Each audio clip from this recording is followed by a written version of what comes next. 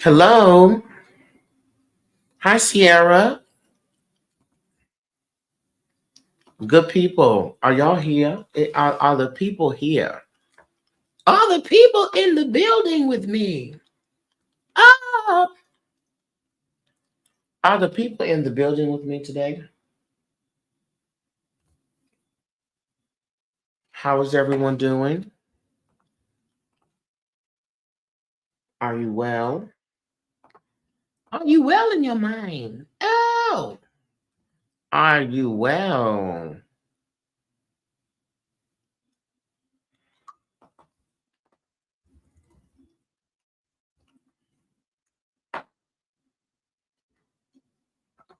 Hello. Good morning.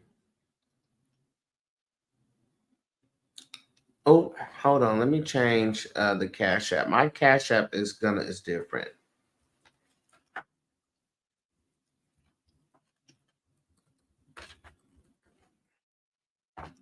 Boom. That's the new Cash App. It's darcellandre. Hi, Tia. Hey, everybody. Hi, Christina. Greetings for what's left of Augusta, Georgia. From what's left of Augusta. Oh, y'all had that hurricane. My goodness. How are you holding up, Christina?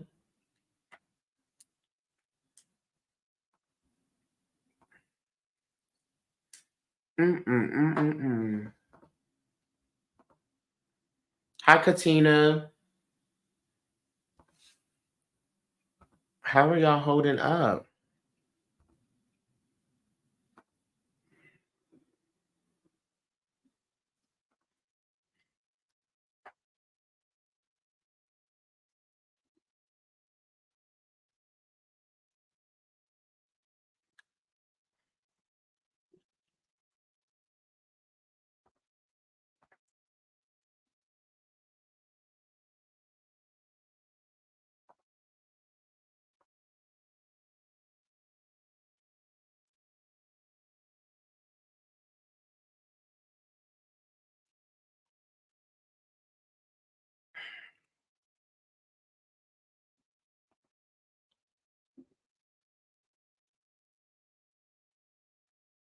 Yeah, still no power, but I'm safe and well. Okay, good. Good to hear that. Great day, Lighthouse. Great day. Hey, Dejana. Hey, everybody. Happy to see you. Well, I hate to hear that, but I'm glad that you are well as you can do. I'm grateful for that.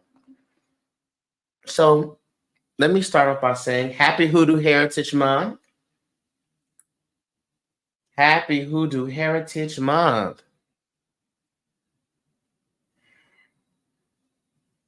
I hope everybody is in alignment and in tune with that. Those who practice Black American spirituality, Black diasporic spirituality that's rooted in spirit, God, nature, the elements, community, wellness. Happy Root Work Heritage Month. Happy Conjure Heritage Month. I'm going to be making a post about that. I made a graphic about it last year and it went viral, but I didn't put my name and stuff on it. So I was pissed. There was people who was taking my stuff and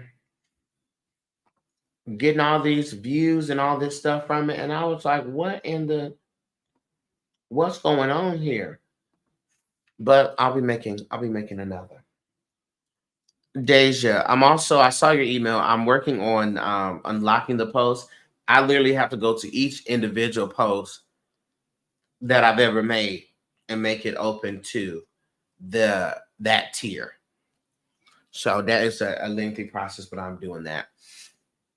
I'm doing okay, Lainey. I had a crazy dream last night. Um, but other than that, I'm doing great.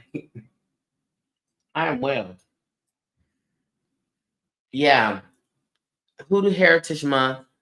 Hoodoo as a practice, root work as a practice, Black spirituality, American spirituality, those who specifically were a part of or a descendant of the transatlantic slave trade, is a practice that is not about putting folks in jars. It's not about getting your lover back. It is a specified sacred practice of resilience and resistance. Of resilience and resistance. It is a spiritual and medicinal practice. It is truly Black holistic medicine. Medicine for the spirit, medicine for the body, medicine for the mind. That's the practice. And it looks different to every family. Everybody didn't do the same things. Some people used the Bible, some people did not use the Bible. Some people were strictly medicinal. Some people were medicinal and spiritual. Some people, depending on what regions they were in, used different herbs and different things than other folks. But we extend praises and gratitude and gratefulness all the same for whatever unique way that your ancestors and your spirit team instruct you to move, because the ancestors were also led by their spirits.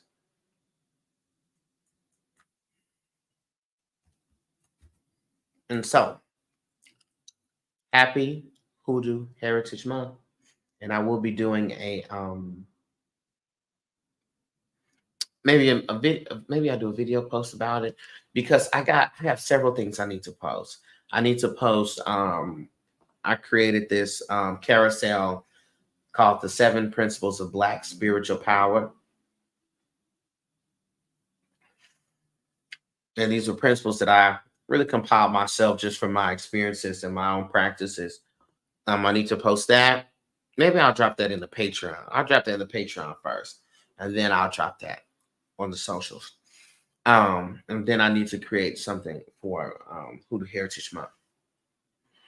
But yeah, so do your things. Light your candles.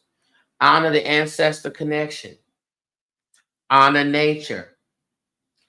Utilize nature. Work with the elements.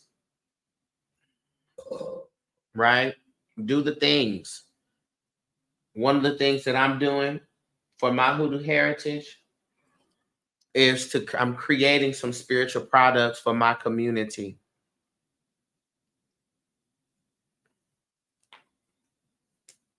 Because that's also a great part of it. How are you doing what you're doing for the good of the community? So you trying to do a work, trying to take somebody's man. What good is that doing in the community? You doing a type of work that's going to make you more successful than everybody else. What is that doing for your community? So, and also, let me be clear. There are practitioners. Hey, honey, sunrise. Hey, Emmanuel. There are practitioners. Just because they practice hoodoo and did things don't mean that they was good people. Right? So I don't care what the work is, there needs to be an integrity and an energy of wellness attached to it.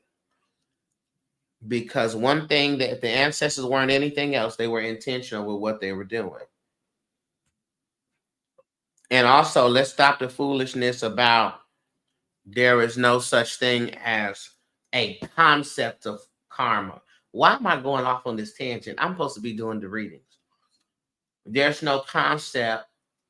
When people say there's no concept of karma, That may not be the language, that may not be the word choices, but outside of the context of religious oppression, the ancestors have always said, or the old folks have always said, that what goes around comes around. What you give out, you get back. So please take this from someone who knows and who is witnessing it happen right now.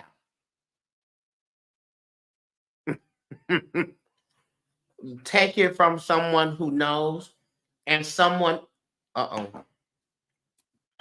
and someone who is well. Take it from someone who knows and someone who is well and someone who has done their work. You will get what you put out. That's a principle of the universe.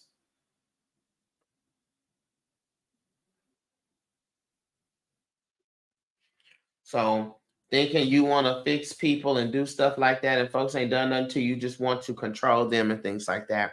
I don't care what nobody says. You go, or how about this? Go ahead and do it.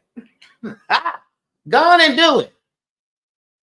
Go on and do it, and let's see what the aftermath is.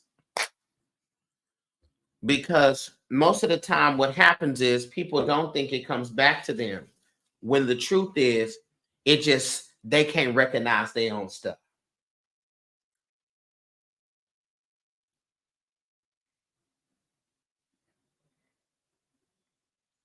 How do you tell an ancestor to not take a loved one away to cross over? As to say, you're wanting to keep the loved one there. You don't want the loved one to transition.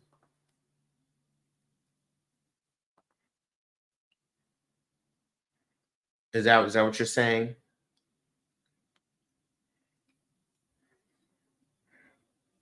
To that, I will say a couple of things, boo. First, you don't want a loved one to transition. We have to recognize that when it is the time, it is the time, right? That's one. What we also got to recognize, dear, is that when someone is preparing to transition, their soul knows that that's happening, right? And so the soul is in agreement with the transitioning that's happening. What you can do, you can pray, you can petition, and ask the ancestors to keep them. You can also pray and petition that the spirit of the person chooses to stay. But ultimately, you got to know that everything happens the way it's supposed to happen, whether it makes us happy, whether it makes us sad, whether we like it or not. Okay. But you can always pray, you can always petition, you light a candle and ask your ancestors to keep this one here, and also pray equally for the spirit to keep this one here. But you want to know something that I will say, and this is something from my own experience with my father having transition, baby. They can do more for you in the spirit than they could ever do in the flesh. And I need you to know this. I need you to know that I'm telling you this because I know this. If only I was at liberty to share some of the things that my father has been orchestrating and doing in the spirit form, and still showing me that though I can't dial a number and talk to him, the way that he is present is outrageous. Outrageous. And how do you do that, right? How do you build that? I'll tell you this. When you're talking to your ancestors, praying with your ancestors, petitioning your ancestor, wherever the ancestor is, If it's someone that you know personally, and there's something about them that you know and they know reminds you of them. I tell everybody it's the 47. It's 1147. It's 4/11/47. Any combination of those numbers, that's my dad, because that's his birth year, his birthday. Any combination of that. And so, how come I'm in a show and which I'm in rehearsal for right now? I'm in a show and I was thinking about something. I was asking myself, am I thinking about this wrong, or is this exactly what I think it is? And it's concerning just some things that I'm experiencing. And I look over, and the actor had drew a tattoo on for the show that was 1147 on his thigh, which was the confirmation that it was exactly what I thought it was, to which I found out it was exactly what I thought it was. There's been certain things that I have asked my father to help me with, get petition. Emails, messages, things have come in at 4:11 p.m. or at 11:47. The apartment that I was trying to get, the square footage is 1,147 feet. And that's the apartment that I was approved for. And that has been the best thing for me. So what you need to do is ask your ancestors, whoever it is, if it's your mother, aunt, grandmother, whoever it is, and ask the question, or say, the fondest memory that me and you have is you always, every birthday party, you have red balloons, for example, right? Can you please show me a red balloon as the message from you? Or maybe it's a song, or maybe it is their birthday, or whatever it is. Something that you and your ancestor will be able to recognize, right? And let that be the message or the language or the confirmation. When you do this, it is similar to how some of the people do with the angel numbers. This is the difference. And I'm going to go onto my list because I know that this thing is building up. So I'm going to go onto my list.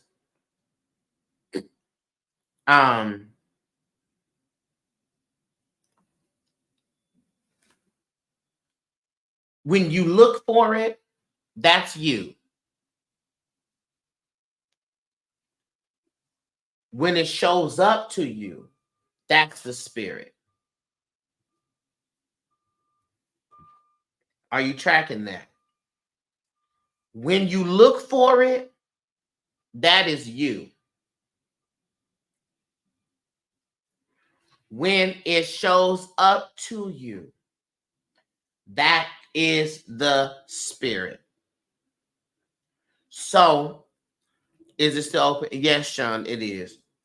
When you come, you know that the number is, that's like for me, with 1147 or 411. If I'm like, should I do this? And I'm looking around for 1147, I'm gonna make something up that's not a confirmation, because I am putting into this what I want to. I am projecting it, as opposed to me being outside of the apartment that they allowed me to tour, and I turn around and they're like, this is the storage space for this apartment, and it's 411. That's it being shown to me. When I was looking for it, I was choosing the wrong thing. Okay?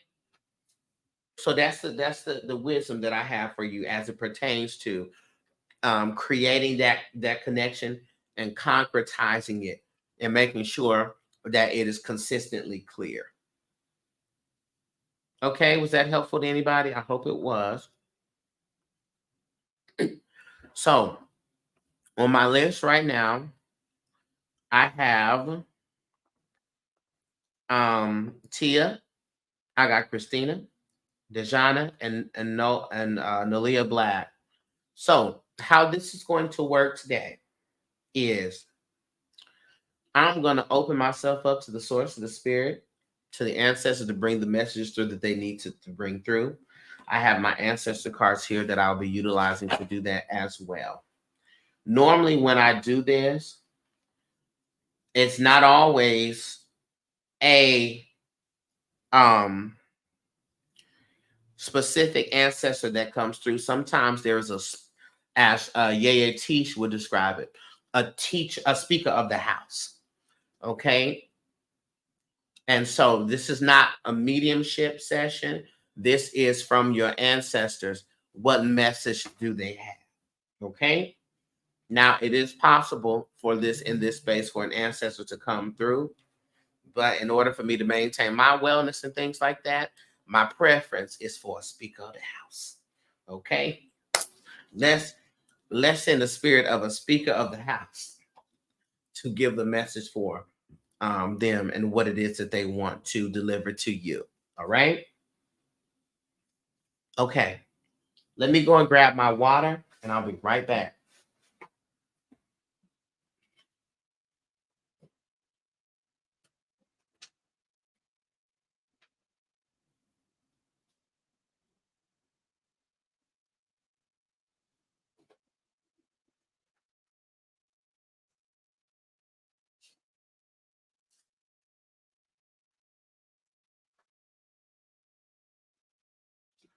Because one thing we're going to do, we're going to stay hydrated. We're going to stay hydrated.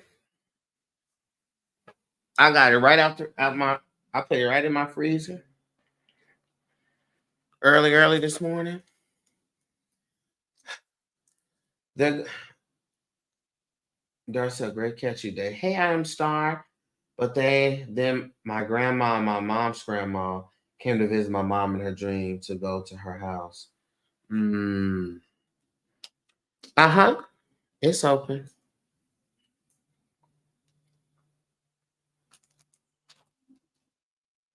And I'll drink on this all day.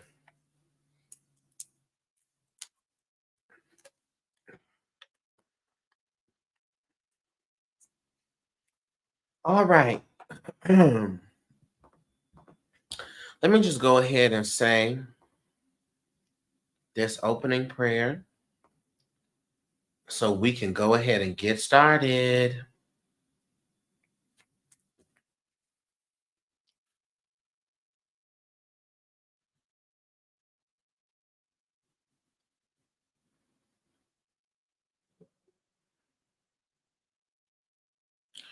Divine Source, Divine Spirit. First, we'd like to say thank you for an opportunity to connect, to get clarity, to grow, to get understanding.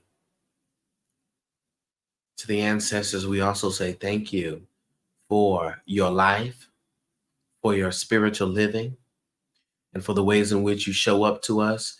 You accept us, you guide us, you make ways for us, and you act as our spiritual confidants on this journey of life. We invite the ancestors into the space, the energies that are wellness centered, the energies that are working for our highest good. Spirit, orchestrate the ancestral messages that come through, as you know who is supposed to get a reading today. And I trust, Spirit, that you will guide the messages accordingly as we navigate to person to person. I call for a hedge of protection around me and around others as we dive into the spirit today to get clarity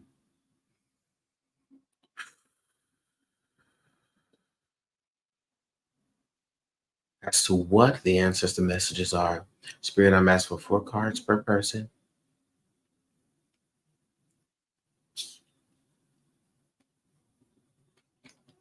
Got it. All right, Spirit. All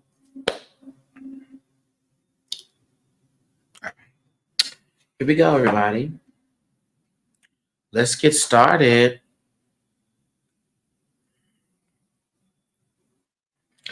You love the colors I'm wearing today? Thank you. All right. Let me go ahead and begin. First, I have Tia. Hi, Tia. How are you doing, Tia?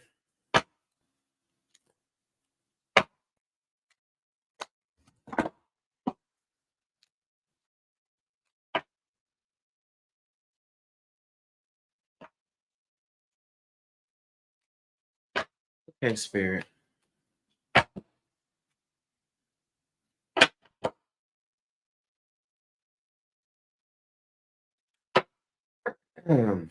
Let's see. What messages do we have from Tia's ancestors?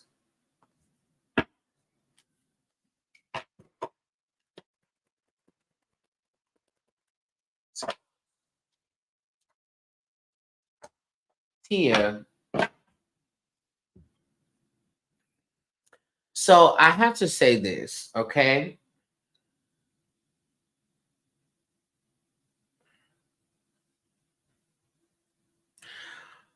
Where did the idea of like the baby dolls come from? The reason why I say that is they keep pointing me to like a woman in your ancestry that had those like that had dolls like that. Okay? That either kept them or had them or loved them. And that the choice to utilize the dolls for the work is actually something that came from an ancestor to you. It was literally a download. Okay, got it. So that's the this so then that then means, which is why they were showing me that it was a download, but it was coming from your ancestry. Okay, because there was a woman who had dolls like that. And if you are able to, I would challenge I challenge you to ask in your family what woman kept dolls or had little dolls like that and loved dolls. Okay. Wasn't like a weird thing or nothing like that, but they just loved dolls, so they had those types of those older, those dolls. Okay. But this was something that was a direct download from them. I have to say that. Now, the first message that we have here, separate from that, is you got the balloon here, which is a cause for celebration. The ancestors, your ancestors are celebrating you. They're putting me to your parenting and to your mothering, and that you're very intentional about your mothering. You're very intentional about how the words you use, and they're grateful for how it is that you choose to communicate to the child. All right, because there's also a sense here of there being in the family hard talkers. Okay, and so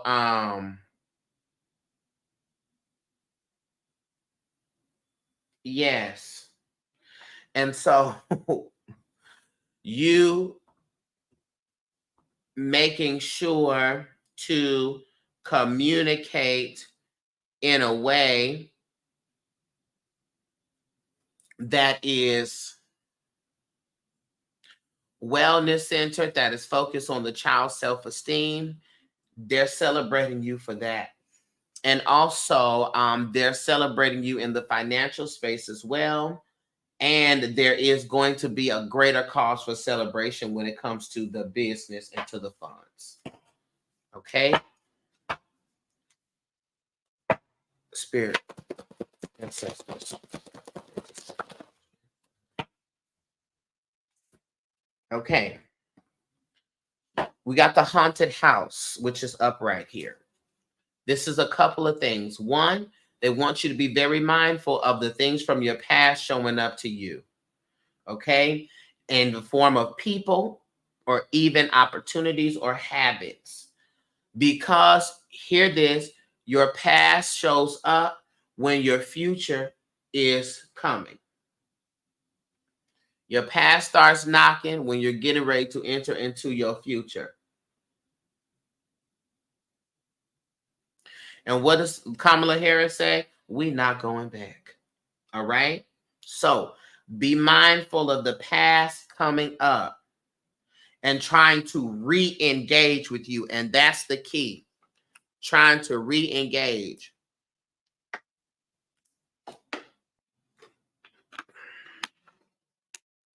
Okay?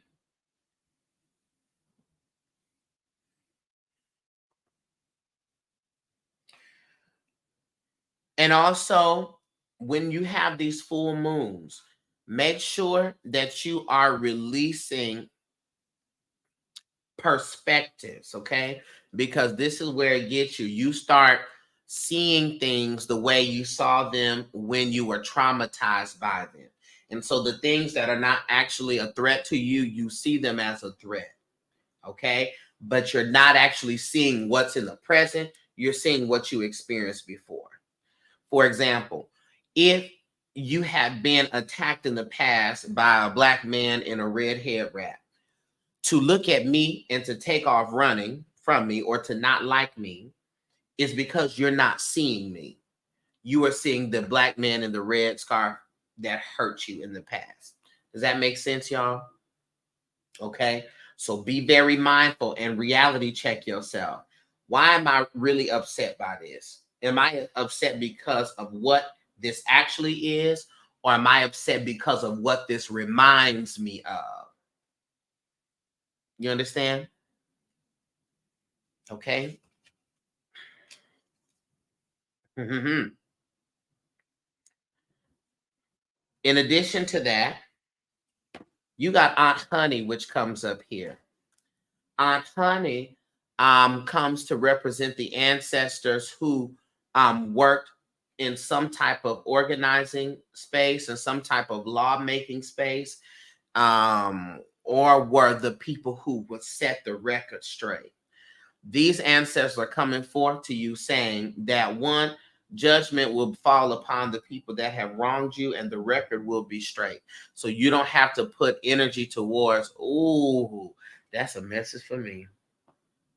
You don't have to put energy towards the get back. Okay. In addition to that, this also lets you know that you are legally protected. So any type of foolishness that tries to happen in the legal sense, these ancestors are going to make sure that you are protected and covered. Okay. So can't be no legal foolishness. Can't be no somebody trying to copy your stuff. These ancestors are showing up and standing in the way. Okay.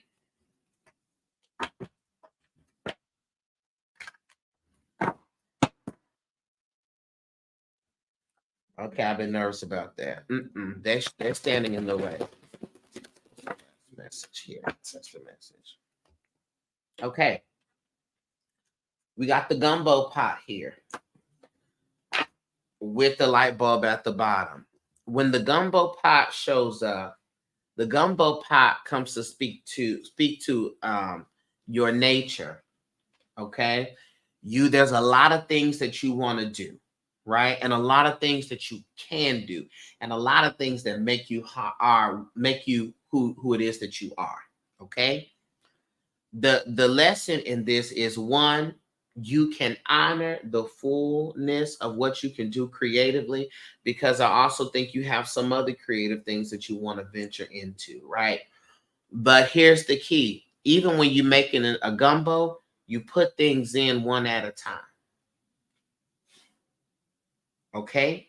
So make sure that you're keeping the pace with the things that you're cooking up. All right? And that you are not overloading and having too much in the pot at one time. Sometimes we got to perfect one thing, get one thing right, and then add in the next thing. All right? So that's something that they want to put for you. But once it all come together, all of it can work. You can do everything at one time, but you can't put the shrimp in before you make the roux, because one, you're gonna burn the shrimp and then it's gonna be overcooked. You see what I'm saying? You got to make the roux first, get the roux right. Then you can add the vegetable in, right? Then you saute your sausage. Okay. Then if you're doing, and then you gotta put that, you gotta pour the water in, or the stock into the root. You can't just slap it all in the pot, okay? So honor the steps, and know that it's okay to have steps, and know that you are not behind if you're not doing everything at once. A good gumbo is built in layers, not just by chucking things in the pot. Okay, Tia? Thank you.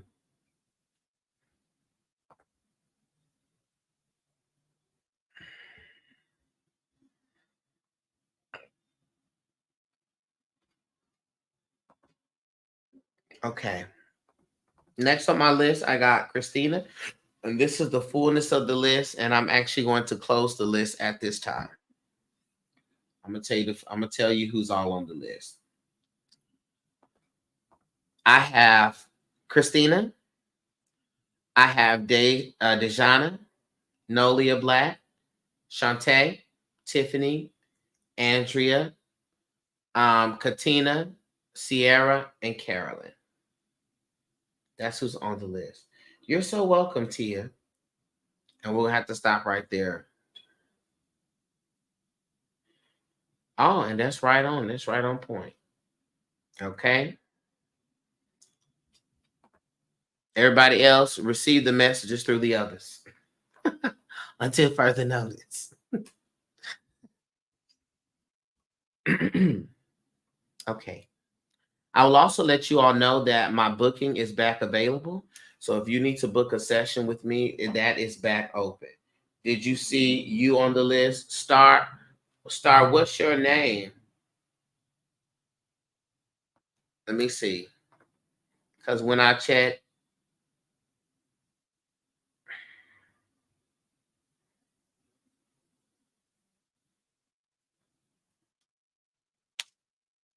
is your I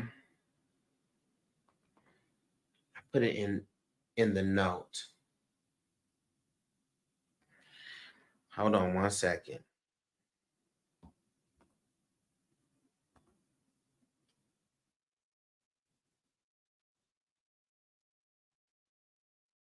Oh, I see you, Star. I have to check the email. I see you, Star. So, Star, you're right after Nolia Black. Oh, Michelle S. I see you, Michelle. Wait a minute. I got to stay off of the Cash app because it don't tell me the truth. It don't tell me the truth. So let me reread the list. I'm on Christina now. I got Dejana. Then I got Nolia Black, Star, Shantae, Tiffany, Andrea, Katina, Michelle S., Sierra, and Carolyn. All right, Christina. Let's see what the ancestors have for you today. And I encourage y'all, if you're not on the list, that's okay. Hear what's being said. There's a message in here for you as well. If you've been around long enough, you know that that's exactly how the spirit works. At least that's how the spirit worked through me. You're going to receive the message, whether it was you supposed to get a reading or not. Okay. Spirit, what do we have for Christina? Christina's ancestors. What is the messages that we have for her this season?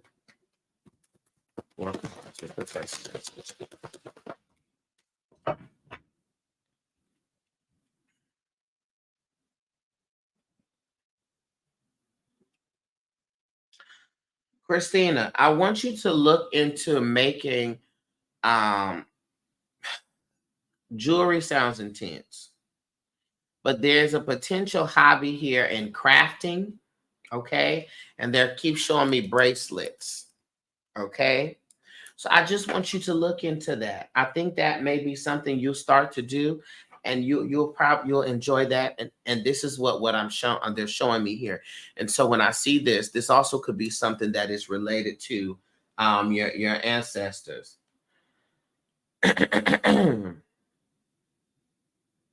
Okay, I want you to look into that. Creating some bracelets and things, and maybe it may not have to be something you sell and turn to a business. Everything isn't for a business. Sometimes the things are for a spiritual practice. So you may find that you may create you mojo bracelets, right? Where there's certain crystals or certain things that you put on the bracelet that is protectant, that's a power, and you could give to your family and kids, you know what I'm saying? Stuff like that. Okay. But they're bringing that to me, and this also, this is an ancestral practice here. So if there, maybe I can't say for sure if the ancestor was a jeweler or something like that, because again, that seemed like professions, but there's like they would create these things. Bracelets are my favorite piece of jewelry. Well, there you have it. So honor that practice and create you some mojo bracelets, some mojo accessories.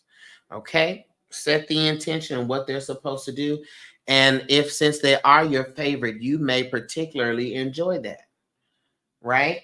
And you can make your own, and guess what, then that becomes a spiritual practice for you.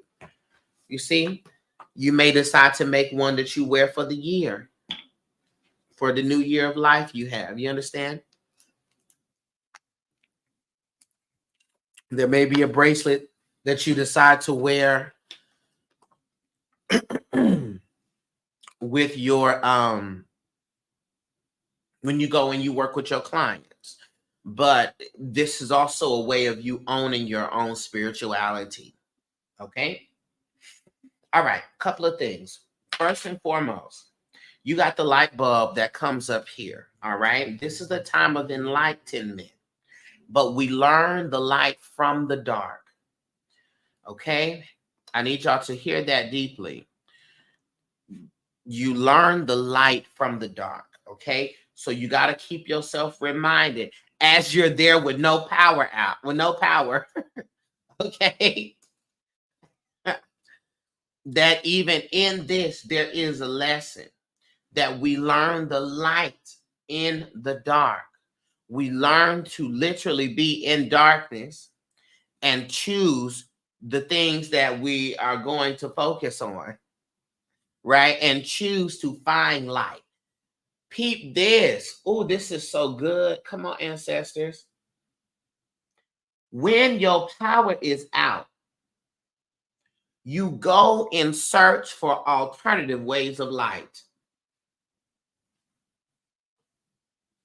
You go into the back, into the bottom. Here you lighting candles because there is always light somewhere. There's a choice and an effort, but there is light. There's always light somewhere. And you can find it. And you can make it. Okay? You can find it and you can make it. So keep finding it and keep making it. As I'm right here with my candle almost over with. You can find it and you can make it. All right? So always that. So this is the thing. You're in the lesson right now, Christina. You are in the middle of a lesson at this moment.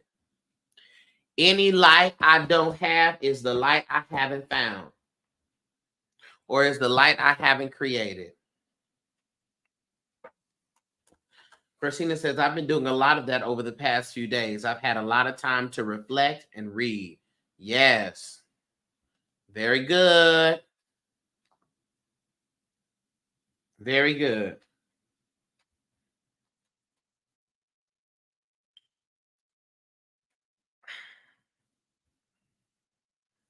So we have following that. Okay, so that is to let you know that this is exactly what you need to be doing. So you, as you said, you've been doing that the past few days. This is a confirmation. Continue to do that. Continue to do that, right? And guess what? We help others find light. So we also have to find the light for ourselves. We have the gumbo pot, which shows up again for you, Christina. But this in the same space is to say, Christina, the gumbo is built piece by piece. Star said you just made a lightweight gumbo recipe. Yeah, exactly. I'll give you my real gumbo recipe, honey. It's made piece by piece, piece by piece. Okay, piece by piece, layer by layer. The roux is first, and guess what? The roux is the base, right? So let's look at that in comparison to you, Christina. The base, the foundation, the home, that's first, right? And so you got that, and you're establishing that. Then you could go in and add in the vegetables, right? Add in whatever the life practices you want to do, right? That trinity. Come on, the onions, the celery, and the bell pepper. Okay, you put that in there, get that sauteed all up in your roux. Then you could add your stock to that, your beef stock. Or some people, if they're doing a gumbo that is a seafood gumbo, they may use seafood stock. And you pour that in there, right, to give it that volume and that sustenance, right? And it just goes on and on from there. You got your bay leaves, honey. You got to put your bay leaves in there. You got to put your gumbo filet. You got to put your I'm giving that recipe away. Put it over there. You have whatever your Creole seasoning is, your Cajun seasoning. If you want it spicy, you add your cayenne pepper to that. It's a lot of different things that you do, but the point is layer by layer. And here we go. Ready? Every layer is important. And I need y'all to hear that and internalize that. Whatever layer you are in right now, that is an important step. You can't make the gumbo without the roux. You got to do the roux first. And the roux takes time. At least if you're making it from scratch, it takes time. Okay? And a lot of us are making our lives from scratch. We were not given. We weren't given a box roux, a roux in a bottle. We wasn't given certain tools and things from our parents. We weren't given those things. Life did not afford us that. So most of us are making our gumbo of life from scratch. And that means that the foundation takes time. And so give yourself the grace, Christina, and the ancestors don't want you to think that you're taking too long to achieve a certain thing. A good gumbo is made slowly. Okay? Spirit, what's the third card for Christina? Ancestors, what's the third message? Okay, Christina, we got the closet here. When the closet comes here, the closet comes to speak about hidden information. All right? And so the ancestors are wanting you to move gingerly as it pertains to the family, because there's only so much that you know. Okay? Just listen, and you will know when it's time for you to make a decision or time for you to move. But this is also an indication of if you feel like somebody is telling you half truths, they are. If you feel like somebody is telling you half truths, they are. Did y'all hear that?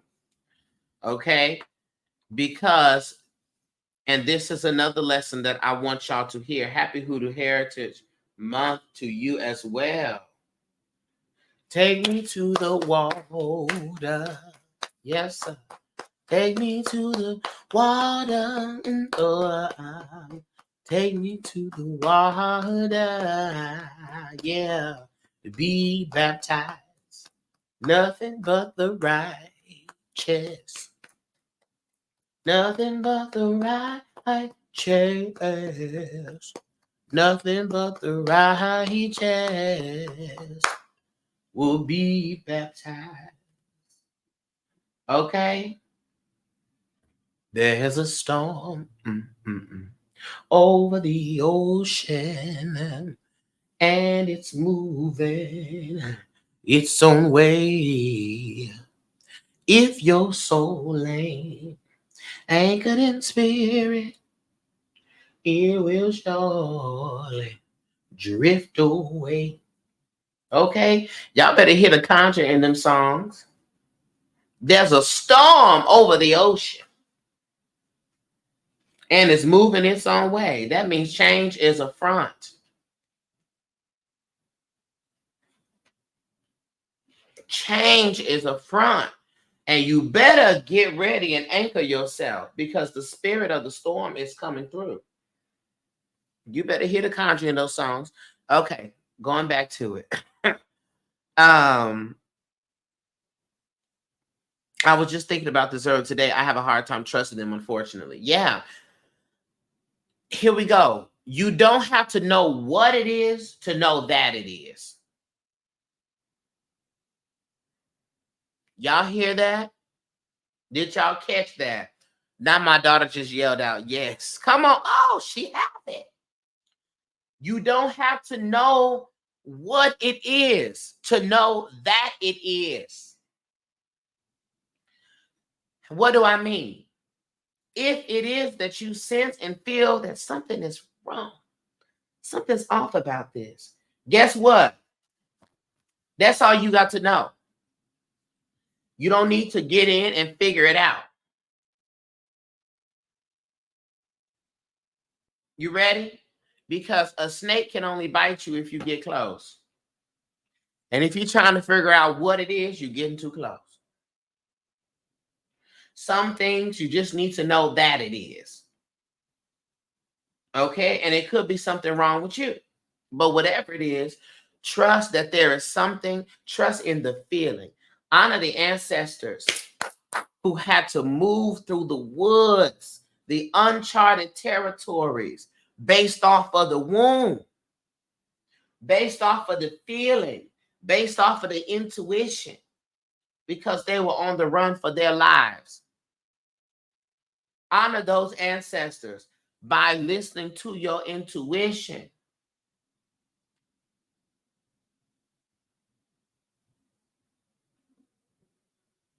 Who had to navigate and only knew so much.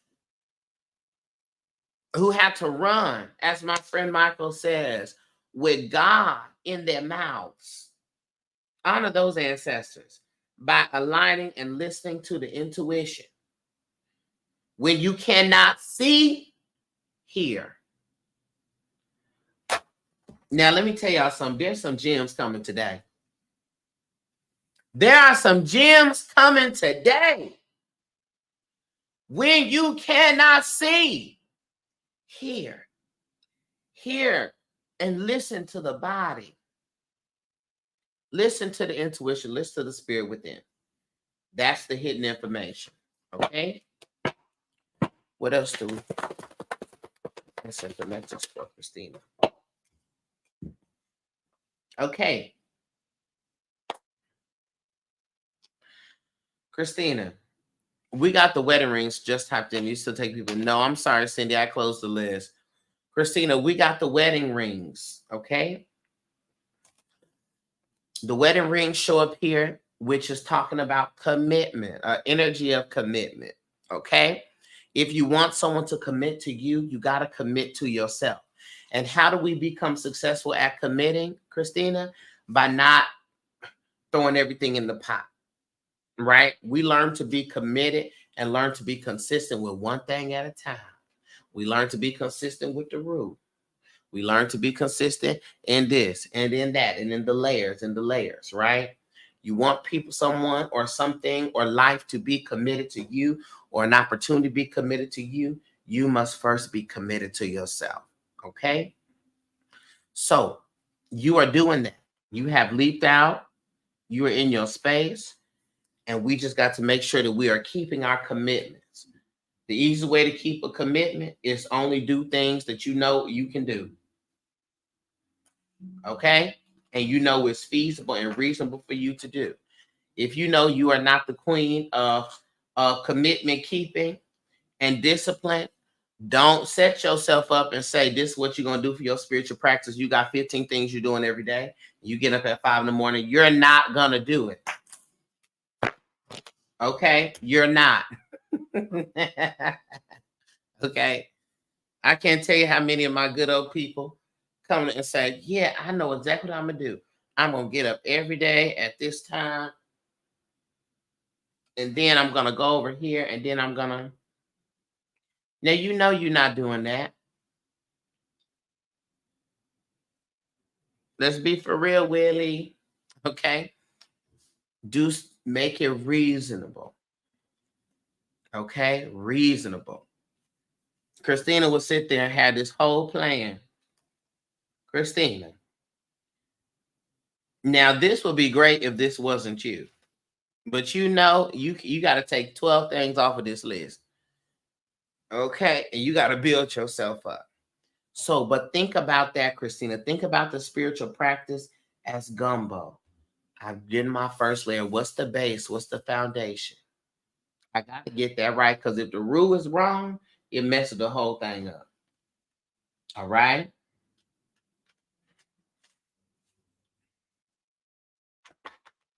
I believe it at the time, and we do. We do believe it at the time. There's also a blessing here of Edward Bias, who is my father. And it's crazy because I got on the same colors as his card here. He's the ancestor of business here. And so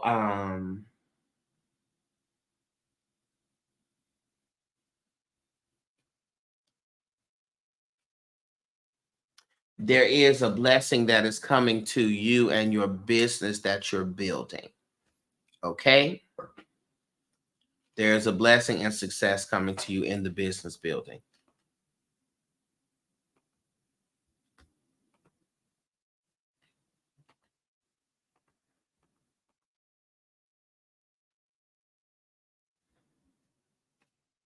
Thank you, Christina.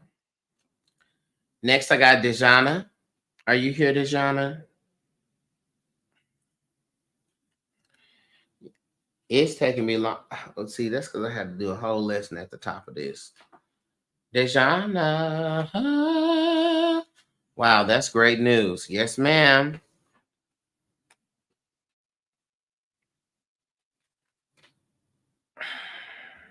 You're so welcome. There's something that I'm going to give you to do, Christina. And but we'll talk about that later. Hey, Dejana, how are you doing today, my dear? Let's go ahead and dive in and see. All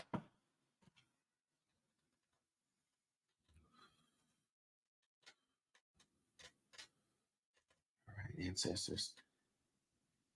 Checking with Dejana. What is the message we have for Dejana? Dejana, what's the message? What's the message?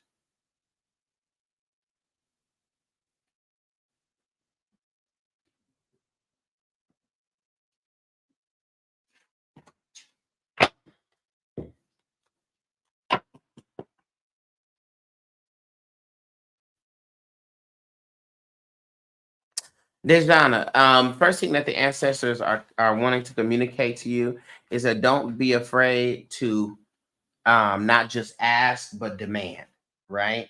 What it is that you feel that you are owed, or what it is that you feel that you need, be it the respect, be it the correction, whatever it is that you need, don't feel out of place in demanding that you have that from anybody. The ancestors show me you putting your fist down. And so when I see a fist down, that's like on a table. And that's like in a conversation or in a request. All right. Be this work or whatever. Don't be afraid to demand what it is that you need. Okay. Because they support you in that. Okay. And it's just really okay. First thing, Dejana, that comes up here. We got the dinner table upright. Okay. Dejana, with this dinner table, this is about communicating and communing with other people. All right. So, again, in what I just said and what they were showing me, putting your fist down and demanding for people to show up in your life in a certain way in order to be a part of your life, right? Demanding that people correct certain wrongs, okay? That is something that you are owed to do, and you have the permission of the ancestors to make those requests, okay? In addition with that, they want you to spend more time in the company of people that make you well, that make you feel well, okay? So if this is family, some family members, then that's who it is. But don't feel bad if there's some family members that you don't want to deal with, okay? Because if you don't want to deal with them, that's it.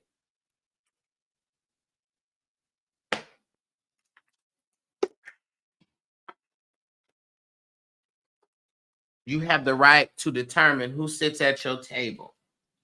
All right? Because whoever it is that sits at your table, that's going to be your choice and your fault, right? So that's why demand for the people who are in your life to show up in a way that you want them to, or that is healthy for them to.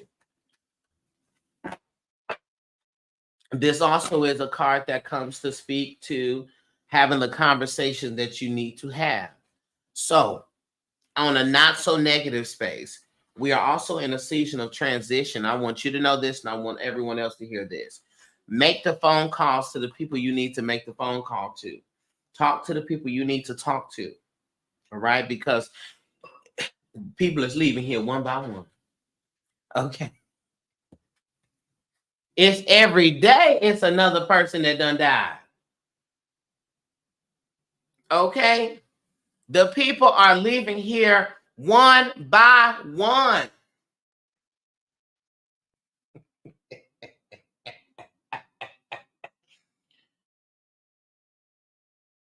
Okay? Folks that ain't never died before. Soon ain't gonna be nobody left. All right? So, let's have the conversations collectively, y'all, and communicate with those that you need to talk to and say what's on your mind. Ancestors.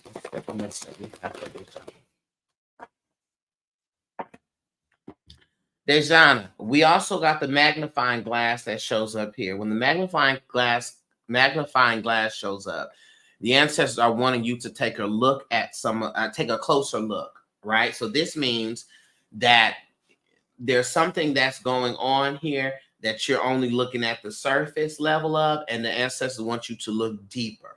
All right. So approach whatever situations that you're dealing with from a deeper lens, because there are some surface level things that you're seeing and you're responding to, but there's a deeper issue there that you need to observe. And so trust that there is more to see, and ask your ancestors to help you see that. What I would also suggest you to do is get you an herb called eyebright. Eyebright. And if you are somebody that you know sometimes your perspective can be a problem, or that you don't fully be seeing stuff completely, or you have a skewed perspective, get you some eyebright. It's literally called eyebright. You could take it in tincture form, tea form. Literally, they have tea, eyebright tea. And eyebright tea is not only for ocular health, eyebright helps you to see clearly, right? And see with a level of optimism. Okay? So I would suggest some good old eyebright for you in this regard. But don't be afraid of the closer look. Sometimes we don't want to look closer. We don't want to look deeper. But it is through the closer look, through the deeper look, that we are able to see what needs to be seen. All right. And we can't be afraid of what's there. It's there whether we see it or not. Ancestors. All right, Dejana.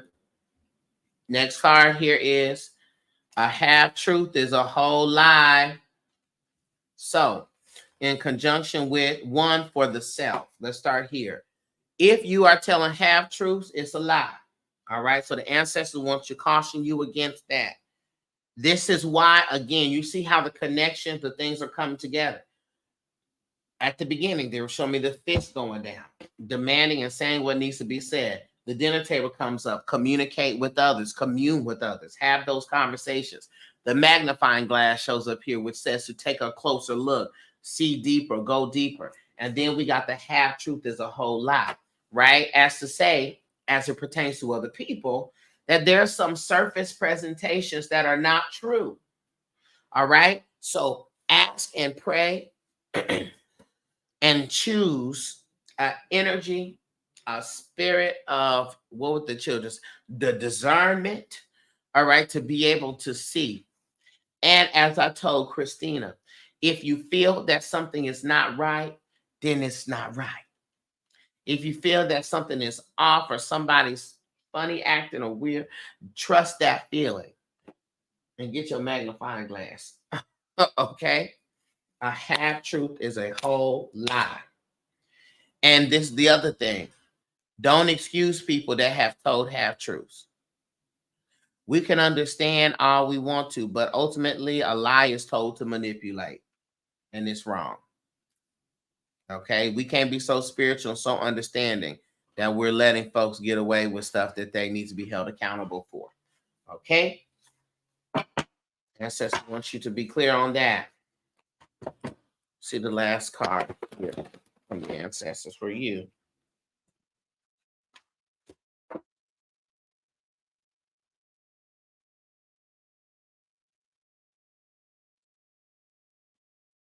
We got the scissors. The scissors is the severance card.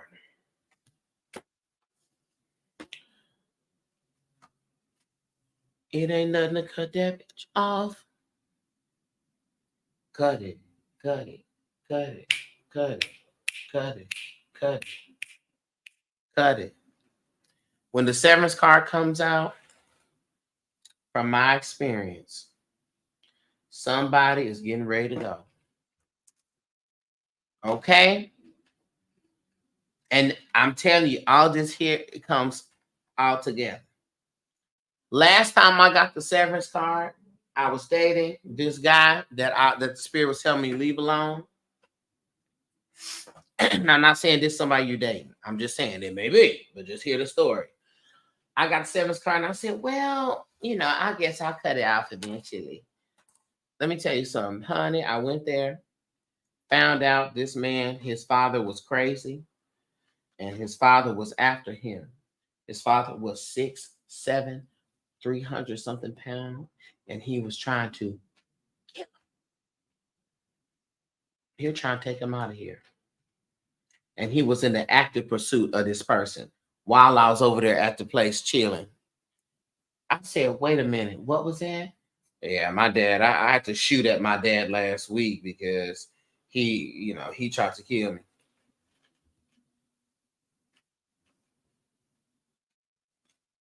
Excuse me? But see, the ancestors already told me that I needed to cut. And it was me. So take a closer look. Half truth is a whole lie. Hold the people responsible when you see something ain't right. And if you are holding on to someone or something or some habit that you know you need to stop, this is the ancestor saying, cut it. Okay, Dejana? You getting mad, I'm getting rich. Oh, you getting mad, I'm getting rich. Watch out, little bit. Watch out, little bit. Heard. Come on, Heard. Thank you. Thank you.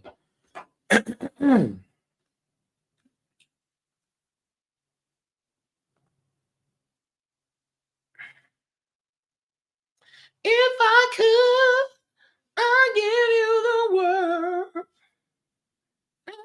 All around you. Thank you. You are welcome. My angel. You're my angel. Yeah. All right. Next on my list, I have None other than the incomparable. Come on, the incomparable. None other than the incomparable Nolia Black. Hey, Nolia.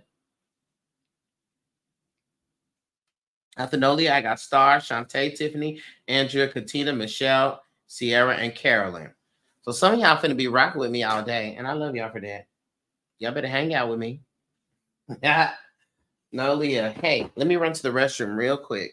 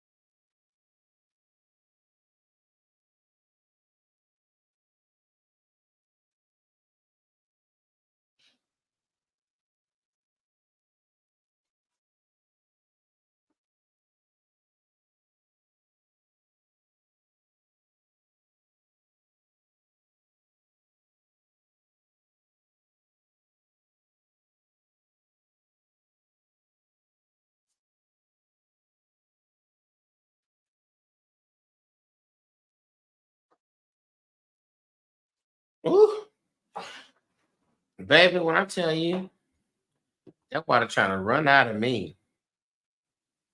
Sean said, fine by me. I'm at work. Okay, come on. So you passing the time, Sean.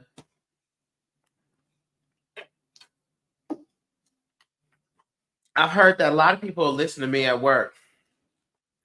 They're like, this helps a day go by fast.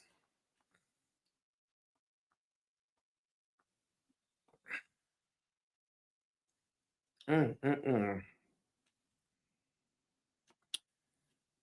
All right, here we go.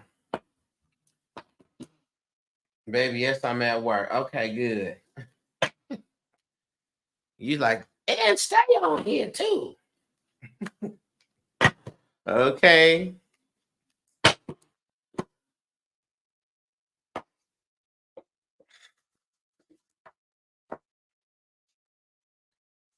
All right, Spirit. Ancestor, what's the message that we have for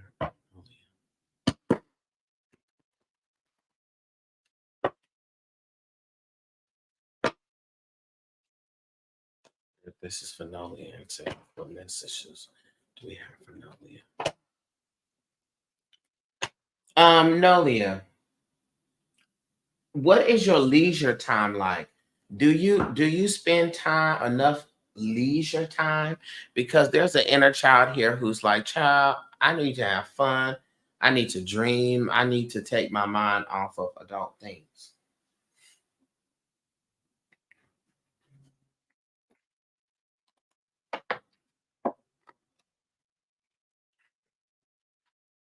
Because a lot of us, y'all, let me tell you something.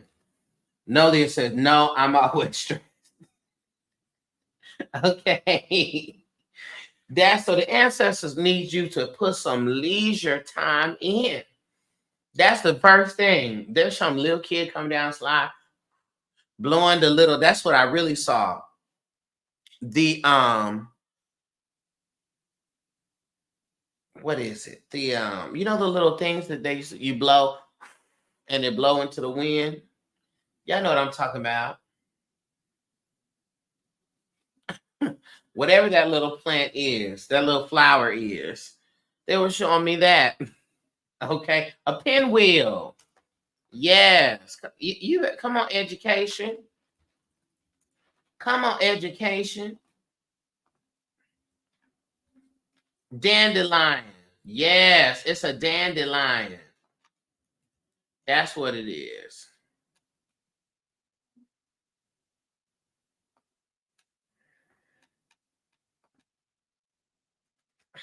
The dandelion. Yeah, it's blowing down.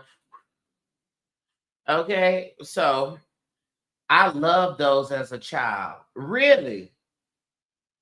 Okay. So that's the confirmation that this is specifically your inner child energy that's coming up here. And the ancestors are speaking towards that. Okay? And so we got to put leisure in. The leisure, here's the difference. Some of y'all think that doing work that's fun is leisure. No. Leisure is something that you do that is not for a specific accomplishment. You're not trying to accomplish anything. You're not trying to perform a task in order to get something done. There's nothing being accomplished with leisure time. Leisure time, nothing that is related to, like, for instance, when you work, you're going to work because you're trying to earn money so that you will be able to pay a bill. You see what I'm saying? That's not leisure. Leisure time look like, at least for me, trash TV. I at first I was like real spiritual. Oh, and pro-black. I'm not watching that. Y'all doing this. Y'all disrespecting the black race. Honey, I'm cutting it on, because guess what? I don't want to be spiritual right now. I will also go and watch Close Encounter with Animal videos. I live for that. Or I will go and play games. I'm doing so much different stuff I do. But leisure, not to accomplish. The goal of leisure is enjoyment. So I need you to find some more leisure time. And excuse me, the ancestors need you to find some more leisure time. Because that inner child is like, girl.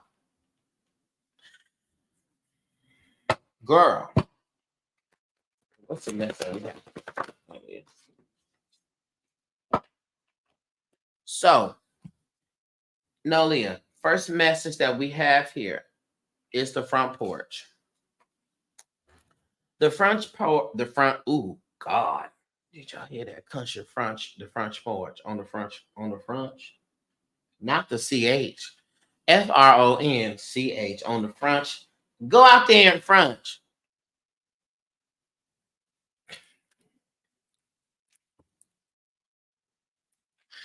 In front. On the front porch. The front porch is a space of observation.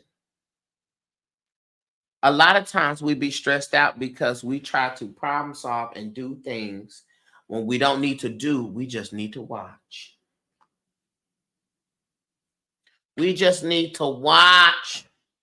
We don't need to do anything, and it ain't nothing for us to do about said thing. Sometimes we just need to observe. All right, before and let me tell you something. In an allegory I created by way of spirit of the mountain, the climber, and the witness. The witness must watch the person climb the mountain for two reasons. One, if the person fall or something happened to the person, the witness knows. Two, when it comes time for the witness to climb, the witness knows how to do it. So there is power in watching. There is power in observation. So if you feel as though you are in a space where you are seeing other people accomplish the things you want to accomplish, the ancestors are saying you are the witness right now. You're not the climber. You are the witness. You are the witness at this moment. And there is worthiness in the witness. And there is power in the witness. All right. This is also coming to cover hopping in to situations thinking that you know what's going on. The spirit is saying, don't do nothing yet. Just watch. Just watch. Okay, because there is something here to be seen. Hello, Luce. Come on, Luce, Terrain Goddess. Hey, hey, hey. Peace to you. There's something to be seen. So we got to watch. All right? Gotta watch. And guess what? You'll know what the situation is. Listen to your spirit. And it's gonna be my voice. You are the witness that's gonna creep through, and that's gonna be your sign. This is what Darcel was talking about. Just watch. Because a lot of times we spring into action, then we look crazy. We be like, I'll never forget, and I'm gonna go on. My mother was telling me a story about how she was at her friend's house, and her friend's boyfriend jumped on the friend. He was abusive. And my mother was getting ready to start fighting him. And then something said, don't, and run. So my mother ran. And the next day, honey, the children was there at the club together like nothing happened. And then when my mom was trying to work out something with the friend to help her, she looked at my mother like she was crazy. And my mother then found out from another friend that someone was over their house and saw that happen and jumped in before, and the girl started fighting her. She said, now wait a minute. The girl tried to jump the man to save the friend, and then both the man and the girl jumped the girl that were trying to save. Girl, for nothing.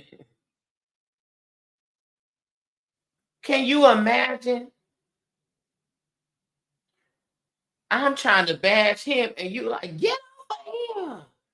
And you, my God, sometimes we got to be on the front porch and we got to observe. Because this is just what y'all do. Okay.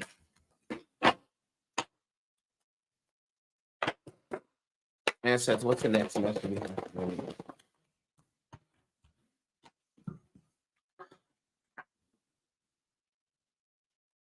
On the stoop, truly. Because y'all not going to beat me up. Y'all not going to beat me up, Miss Drea. I know that's right. Now, we got the telephone here in reverse. Okay, the telephone comes up here in reverse, all right?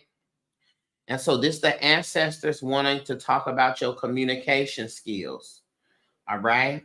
And wants you to know that it's okay, one, to ask for help, all right? And also that we have to communicate what's going on, all right? In addition to that, this is all within the throat chakra space, right? So we want to do our throat chakra affirmations and things. And I was wondering why my throat kept being stopped up earlier. It's probably because of you. Okay. If you have had the experience, Nolia, of people of not being heard, then you more than likely have a communication issue. Because sometimes if we've had that experience, the decision would be, y'all not going to listen to me anyways, so I'm not going to say anything. Okay? Now, the antithesis of that is some of us have had that experience, and so then we over communicate. All right? And our communication style is strong and wrong. Okay? So the ancestors are calling for a balance in the communication style and calling and saying that you do balance the communication. All right? And so whatever it is that you need to say and you need to communicate, the ancestors are giving you the permission to do that thing. Okay? Communicate it. Throat chakra affirmations are the best way a throat chakra work. It's one of the best ways to do that. Let me tell you something. If you got to have a hard conversation, y'all, I practice. I call one of my friends and I say, okay, I'm finna go off on you because I need to practice me going off on this person. Sometimes you need to practice running. Okay, Spirit, what's the other message? What's the third message that we have for Nolia? Okay. Nolia, this is a proverb that comes here. Okay, and the proverb is, the bread you have is worth more than the fish you don't. Okay? The bread you have is worth more than the fish you don't. That's the same thing about a bird in the hand is better than two in the bush. We got to honor what it is that we have. We have to honor what it is that we have achieved. And don't go putting down the bread because you want fish. Don't throw away the bread because you want fish. So this is a thing of introducing a practice of gratitude. All right. Make sure that before you get up out your bed, you just say a prayer of gratitude. Spirit, I'm thankful for what I have and what I don't have. Because a lot of us wanted relationships that we thought was going to be right. And then we seen the nigga in 10 years or said, dear God, thank God you blew it. Thank God I dodged a bullet. Thank God you blew it. Thank God I.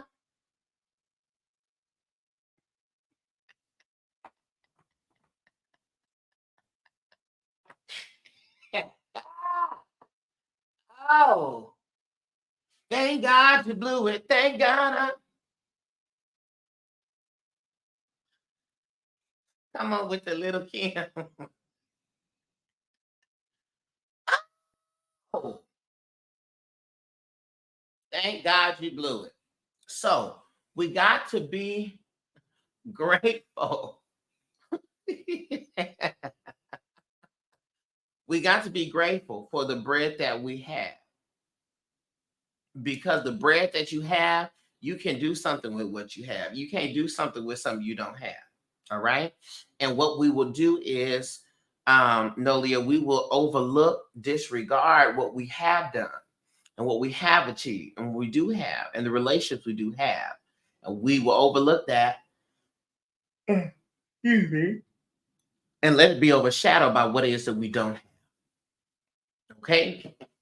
So the ancestors are saying, make sure that you are honoring the bread that you have and know that that bread is worth more than the fish you don't.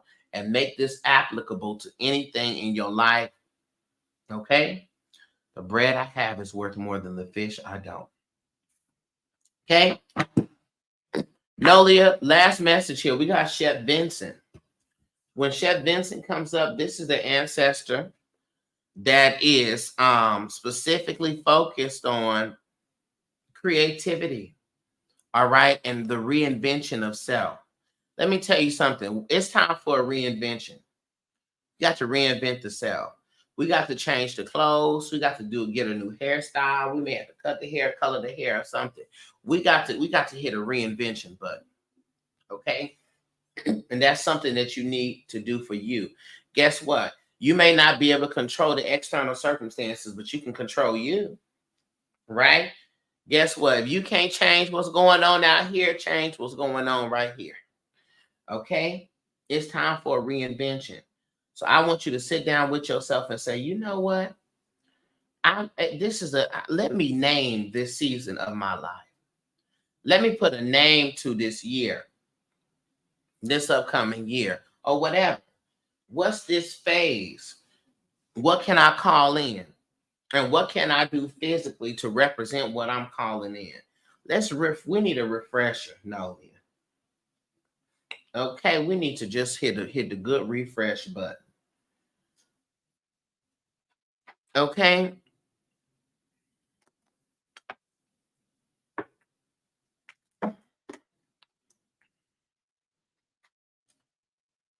We got to refresh.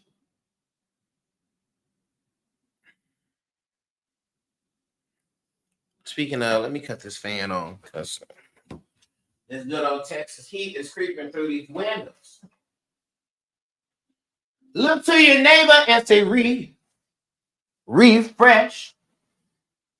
Refresh. Okay? So I'm here for the reinvention. And when you figure it out, let me know. Because we got to refresh, y'all. Okay, Nolia, thank you. Nolia. Next, I have Star. Hi, Star. You're a shining star. No matter who you are, shining bright you see. Well, love could truly be shining star. No matter who you are, and I see what love could truly be.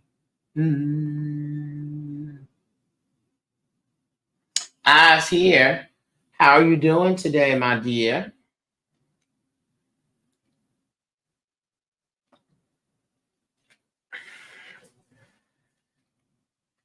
The Texas heat ain't no joke.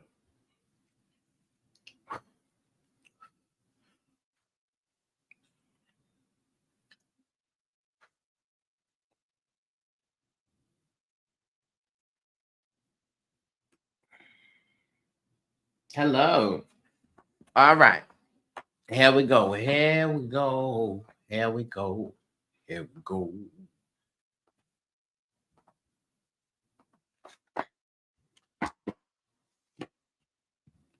Yes, I am, Kai. Now, what? You be coming late. I closed my lids.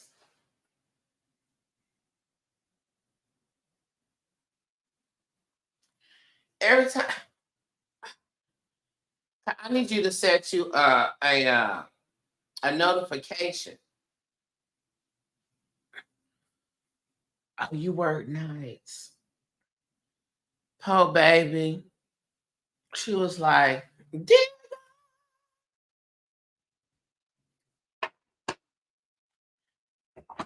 that may be your sign that you need a one-on-one. That's what the real sign is.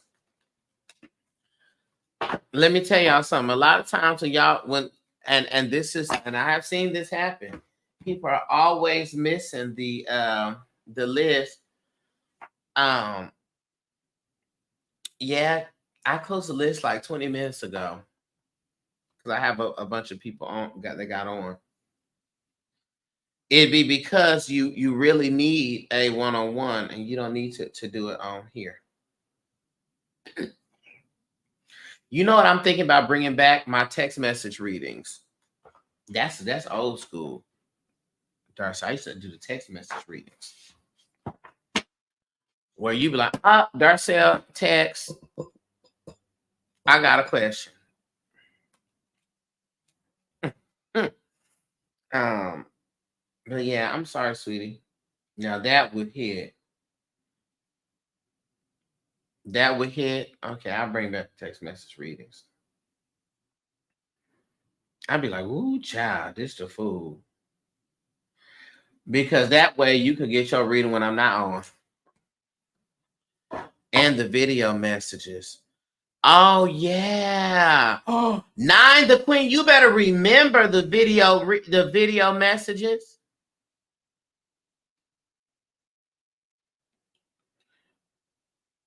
We will worry your nerves and see, and that's the real problem. You know what? Never mind. Let me change my mind. All right, Star. The video. I forgot about the video. To do videos.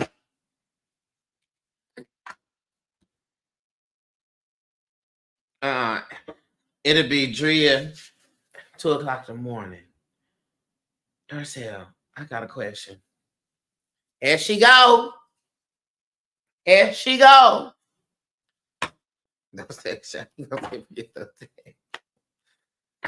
All right, Star.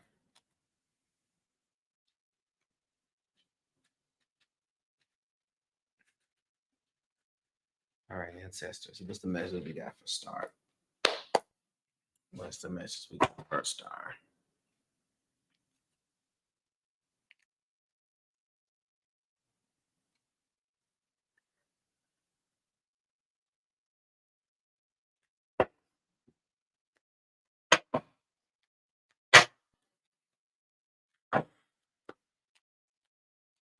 What's the message for start?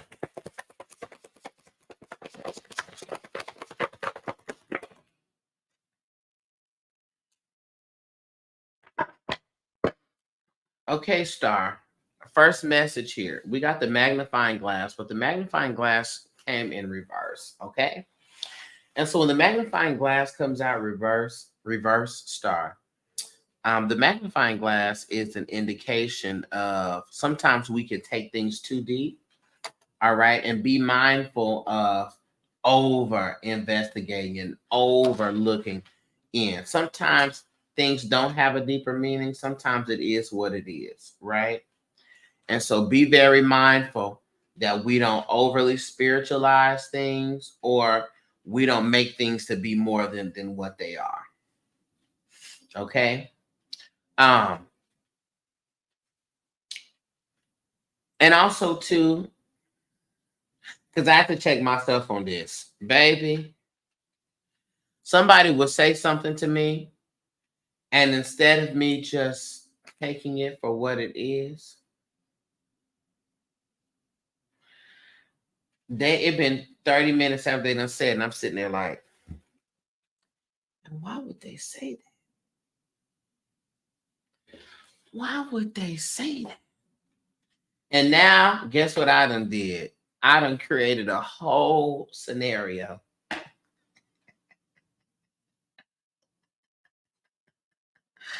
I done created a whole scenario. Now this is connected to the new moon. And now this is...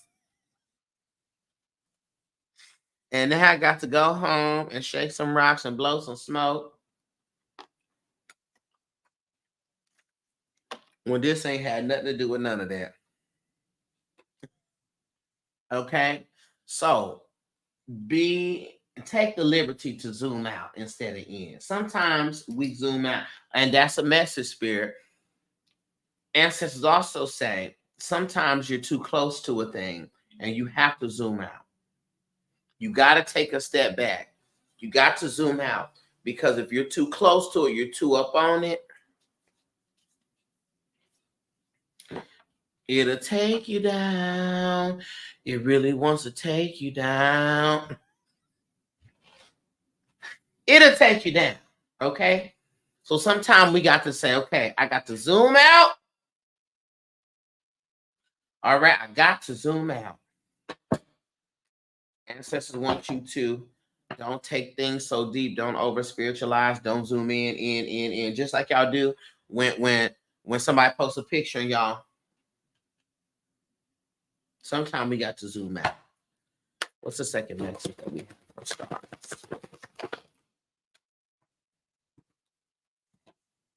Nope. All right. Okay, so they said we sending all 4 messages out now. Okay. This is a proverb that comes out.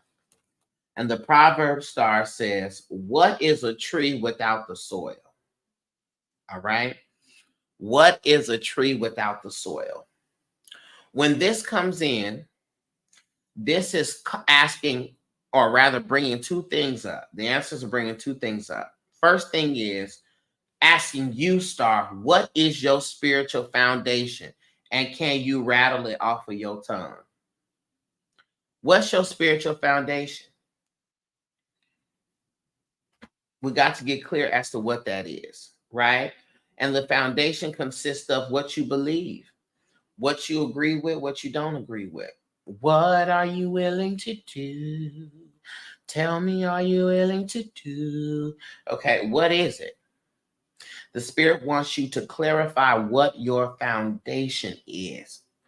So as you move through and learn and about different practices, different spiritualities, that you can easily discern what is for you and what is not for you. Okay? And that's not just for you. That's for everybody on TikTok. That's everybody on YouTube.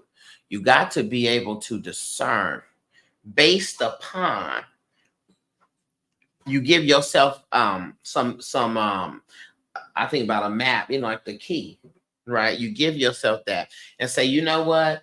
Just because y'all did this part, that goes against my foundation. I can't do it. That's why for me, a lot of the African traditional religions,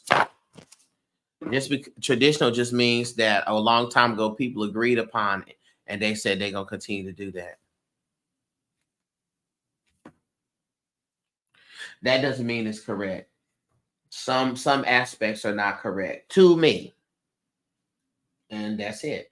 There's a lot of African tradition, no religions that when I found out what was happening with the women, I said, oh, it's okay, thank you. Because let me tell you something, I am a queer man. And so you do it to the women, I'm next in line, and vice versa. Then it's me that you're trying to shut up. And it's me that can't go to my altars. And then it's me that can't be a part of certain ceremonies. I can't do it off of the misogyny alone. You mistreating the women, and you surely gonna come up mistreat me because I'm next in line. So, what is a tree without the soil? Understand your foundation. But guess what? Also, I got business. I've been standing at the same time decolonizing. That's right. That's it. Because there's some things that you just not gonna change because that's your foundation. So good. Make sure you have that clear and clarified. And sometimes we just need to revisit it. In addition to that, understand the soil of which you come. So this is where they want you to explore more about your ancestry. Okay. As you look into where the people are from in the city, what were the customs of the cities? What was the custom of the town? What was the customs of the people, right? Learn more about, go into a deeper discovery into the ancestry, into the foundation, the soil from which you come. All right. I dare you to ask 10 questions. Come up with a list of 10 questions to ask the elders in your family. Don't have to be all spiritual or anything like that, but just so we're clear on the types of people. Because one of the things that's important with the ancestors is, yes, they're in spirit form, but they are still who they are. They retain a lot, especially as it's connected to you, the personality traits. Let me tell you something. Again, back to my father. He was a chess player. And so every game, every move that he's making is strategic. And that's what I was saying earlier about the ancestors. I'm like, y'all, I'm telling y'all, the ancestors, they don't play no games. Okay? So dive more into discovery of the people, dive more into discovery of the ancestors in your ancestry. So you get a very clear picture, an intentional picture of who your people are and the soil from which you come. And in that is going to come harsh realization, is going to come great discovery. But ultimately, if you wrap it all up, it's going to be truth. And that's what we're looking for. Okay. The next thing that the ancestors bring here is Arizona. Arizona comes to speak to the indigenous ancestors that are present in the lineage, but also the women who were very organized, the women who were very tidy, the women who were very clean, the women who were very structured. This is these ancestors coming through. So if you can think of any of your ancestors that was like that, this would be that ancestor coming through. They're the ancestor of order. She's the ancestor of order. And so this is coming with a full Virgo vibe. As to say, make sure that you are organized. Make sure that your space is decluttered. Okay? If you need to clean up, if you need to throw away stuff, you need to do that. I'm learning into my ancestors. I have no elders living. Okay. Gotcha. But that's why I would say look into Ancestry, right? Because we can see the records um, that come up. And so that could give us some insight to the types of people. Just an example, I learned that my great grandmother, Mama Lily, who is the ancestor that is with me deeply when it comes to my herbalism and my medicine manisms. Was it Mama Lily or Mama Lottie? No, it was Mama Lottie. So my Mama Lily's mother, so my great grandmother on my mother's side, she I was looking at the census, and every time the census came, she was never in the household, but other documents would allude to her being present. So the story, it created this viewpoint that every time the white people showed up, she left.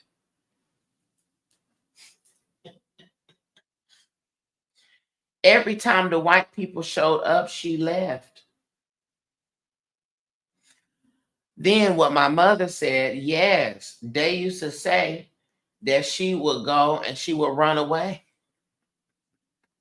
She used to run away when she was older and she had Alzheimer's. She would run away. She would live, she would leave. Okay, and she would run off. And they had to bring her back. So it lined up and it led us, it gave some insight and shed some light onto who she was and what she was about and what she wasn't about. Okay. So you said you clean your office today. Good. This the answer saying, girl, and you should have been did it. Okay. And continue to keep your space tidy and clean. When this comes up here, the ancestor letting you know your space is a direct representation of your internal environment. So if it is that you are thrown off, look around and you can start see the beginnings of the thrown offness coming into fruition. Okay. You think better, you perform better, you operate, you move, you do a lot of things better when your space is together. So keep your space together. The wedding rings in reverse. This is talking about commitments. As I told Christina earlier, the best commitment, closet a mess. Oh, yes. The best commitment that you can make is the one that you make to yourself. The most important commitment you make is the one you make to yourself. The ancestors are saying, what commitments did you make to you? And are you honoring those commitments? Not what commitments you made to God, to the spirit, to the answer, the commitments that you made to yourself.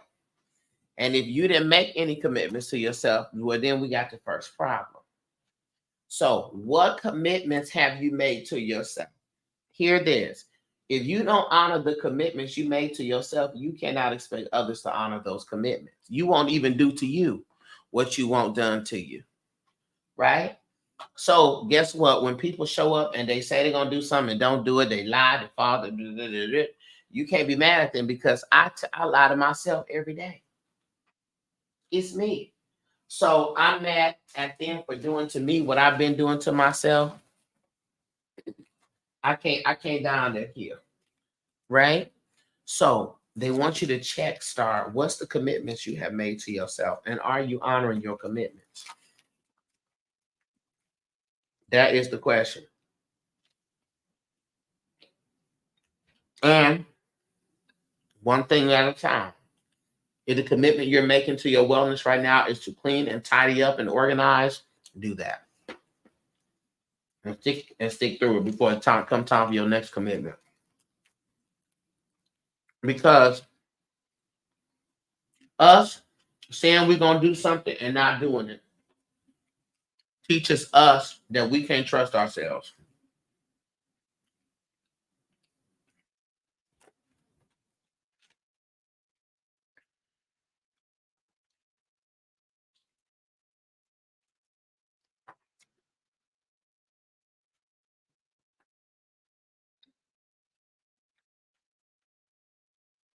Did you hear that?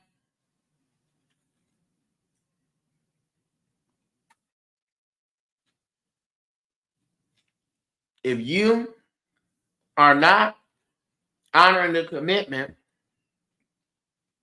that you have made to yourself, you are teaching yourself not to trust you.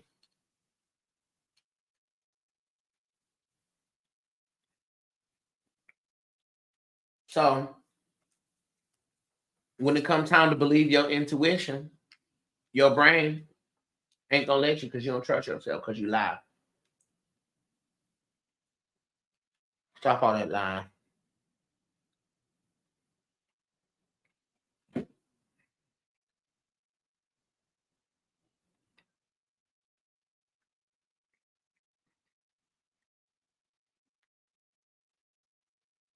Stop all that lying. Okay?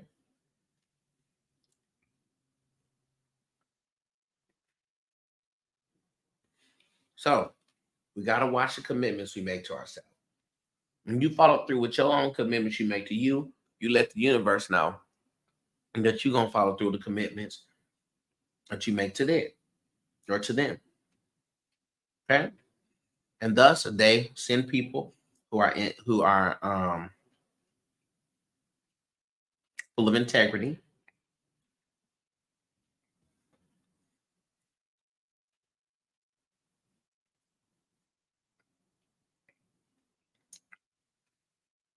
And there you have it.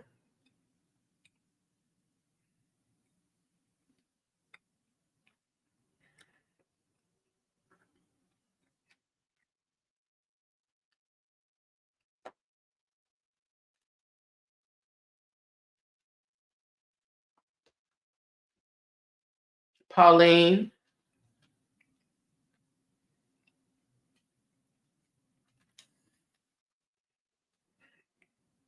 Pauline.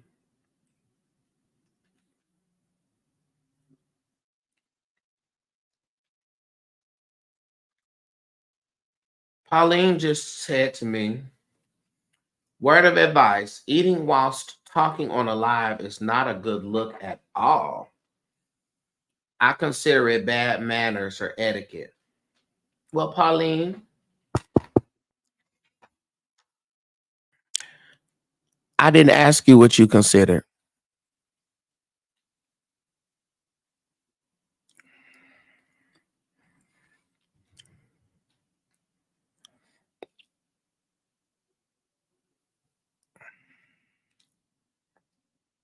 Pauline, did I ask you? Pauline, did I ask you what you considered? I didn't. Who are you, girl? These is my people. If so let me understand this, Pauline. You skip past everything that I'm doing on here, helping people get in the mess with their ancestors to let me know that I'm being rude because I'm eating.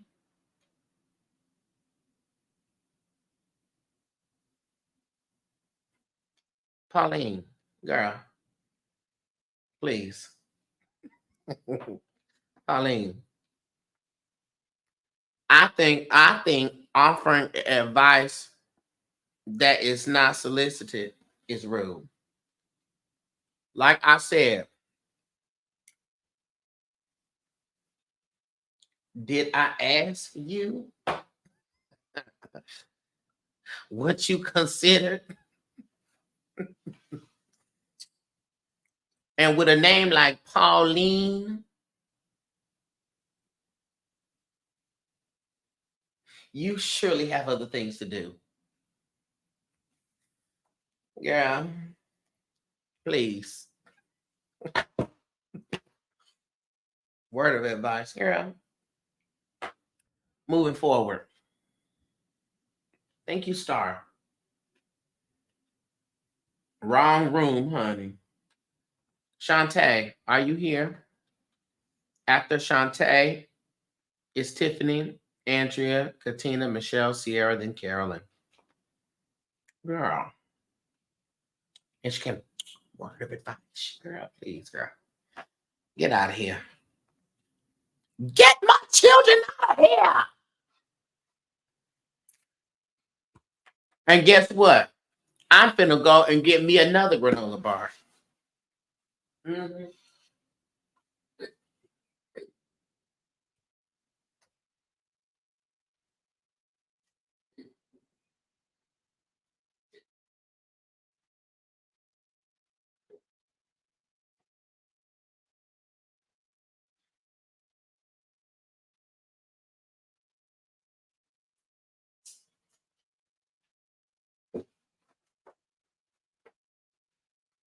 Mm-hmm.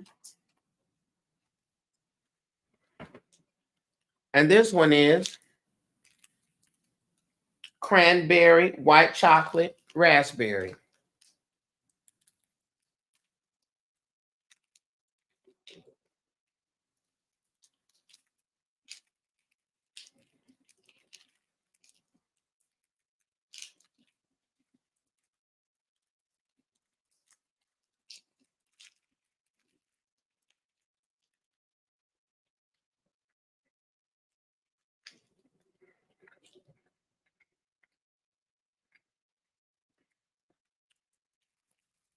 Can you have a bite?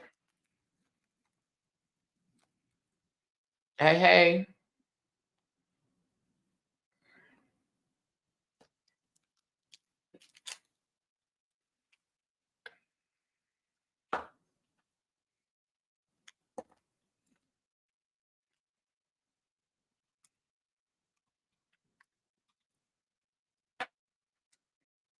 Thank you. Because one thing I have today is time.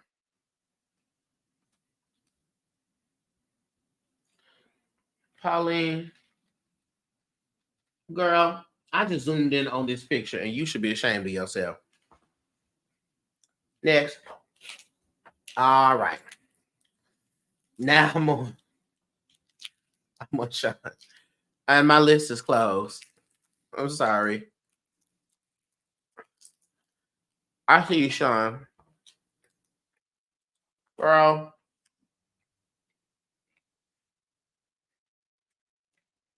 Please.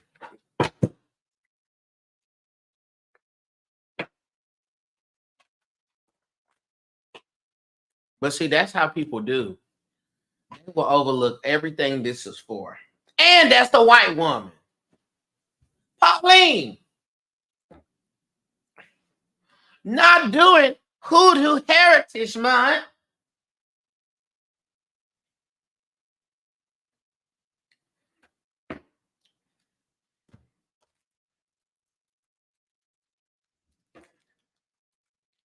Girl.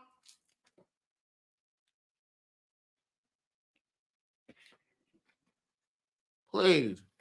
Let me scare you.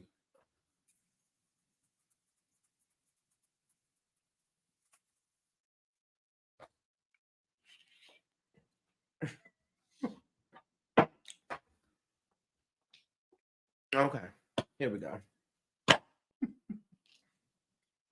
Here we go, Sean.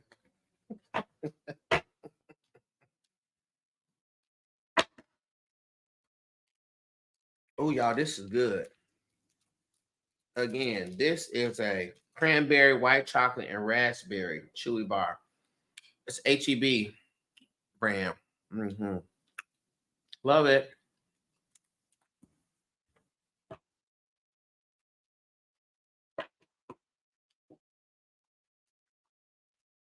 Here we go.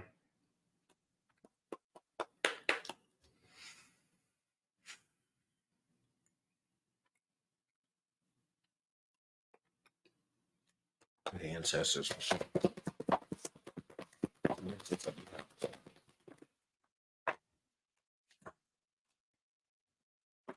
Okay, Sean. First thing that comes through here is Daddy T. Daddy T. Daddy T is the ancestor, my goodness, of protection. So when Daddy T comes out, this is a representation of the men in your ancestry coming forward to say they got you. They got you. So if you had a male ancestor that passed away that was very protected, a male ancestor that passed away, you know what I'm saying? Someone that you love that was a man who was protected that passed away. This is a representation of their energy coming forth here. But this is of the collective of the men in your lineage that is coming to let you know that they got your back and that they are protecting you. In addition to that, this also tends to be a call to refresh your own protection work. Okay. Um, if there is, if you don't do it regularly, this is definitely a call for you to do that and work with them and thank your ancestors for their protections. No, okay, that's okay. But this can be great grandfather, great uncle, like that. Okay, Daddy T is my great grandfather, and I never met him, but he is definitely a protector.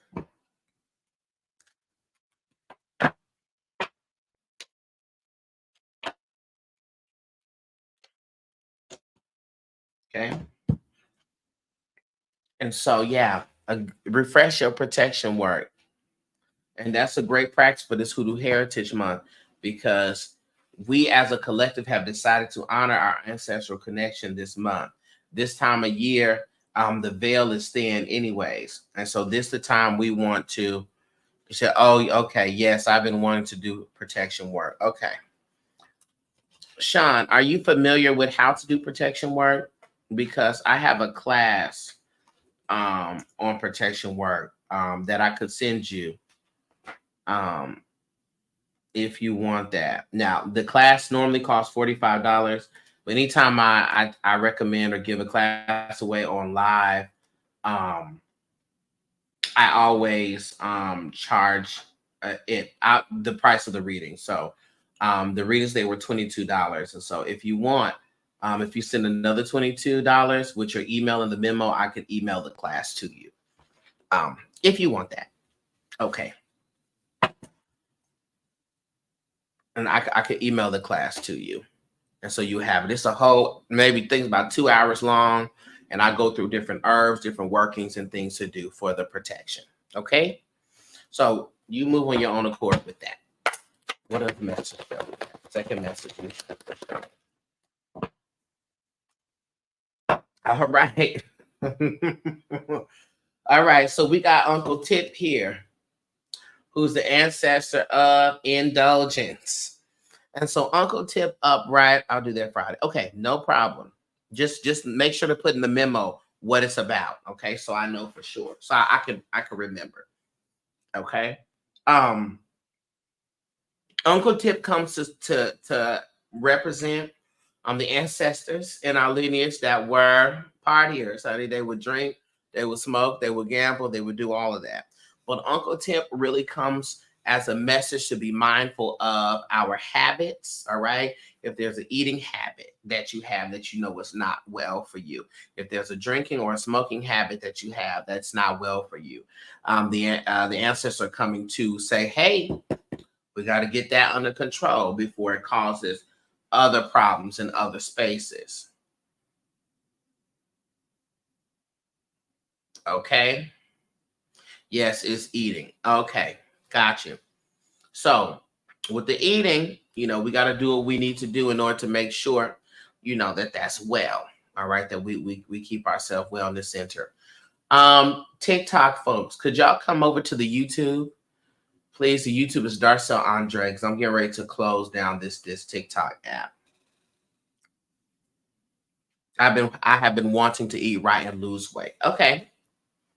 Got you. Ask the ancestor to help you with that, to help you get to send you the video, send you the ideas. Ask them to send you all of the things. Okay.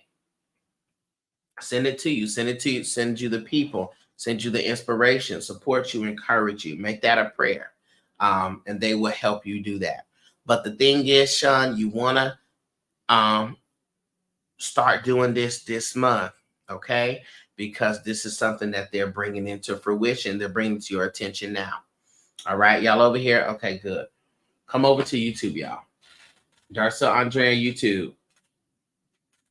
And I'm live over there. Thank you. Peace, y'all.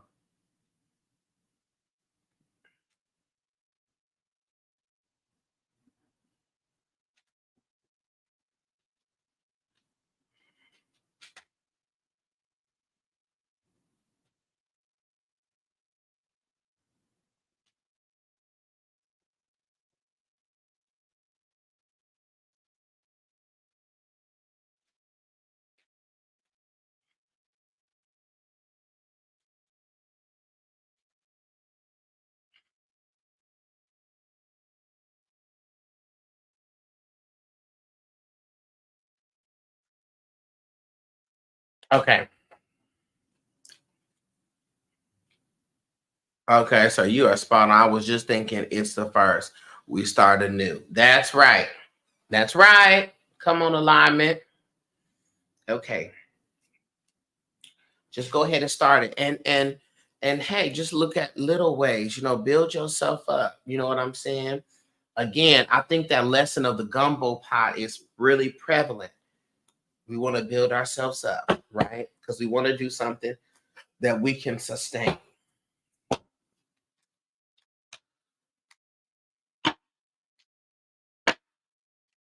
So you may start with beef and red meats. You say, let me cut off the beets and the red meat. Or you may say, let me cut off the fast food. I'll just start there. All right. Sean, what do we have here for Sean as her third message from her ancestors?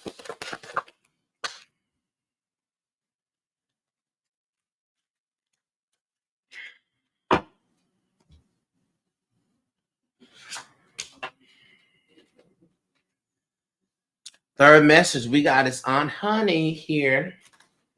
And so on Honey is the ancestor of judgment. And so on Honey comes to support if there is any legal work that's needing to be done, any coverage, anything that's dealing with the law system. Okay.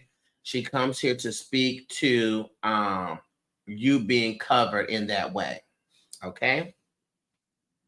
Covered financially. Legally, excuse me.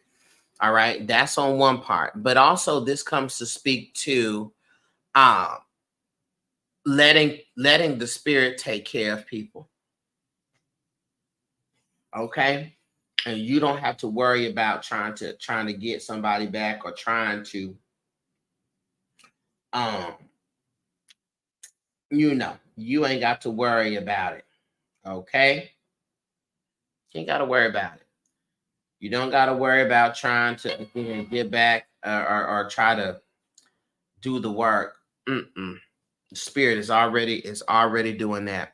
And again, this is a sign that if you have a thought that somebody has gotten away,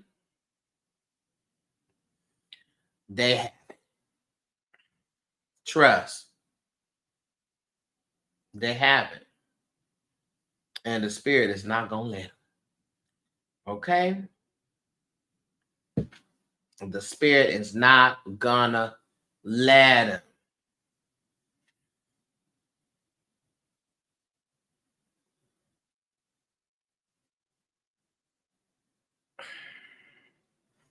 him. So Aunt Honey comes to say, don't worry about it, baby. Your ancestors are already doing the work to make sure that the scales are balanced. Okay? So peace in the mind as it pertains to that. What message that we have to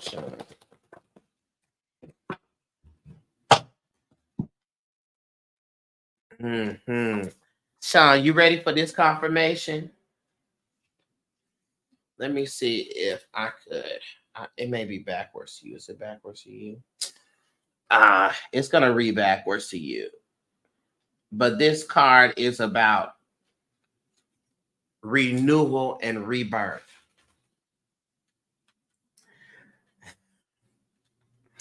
This is literally what we was just talking about with the weight, with the eating. We're starting anew. Okay. Sean, listen, I feel like those TikTok tarot folks, you can't you can't make it up. All right. So this is the confirmation that this is the season for that. How, and this is the question, how can I renew and rebirth my mind? How can I renew and rebirth my body? How can I renew and rebirth my spirit? Okay. How can I renew and rebirth my spirit? What do I need to do that? How can I be an active participant in the renewal process?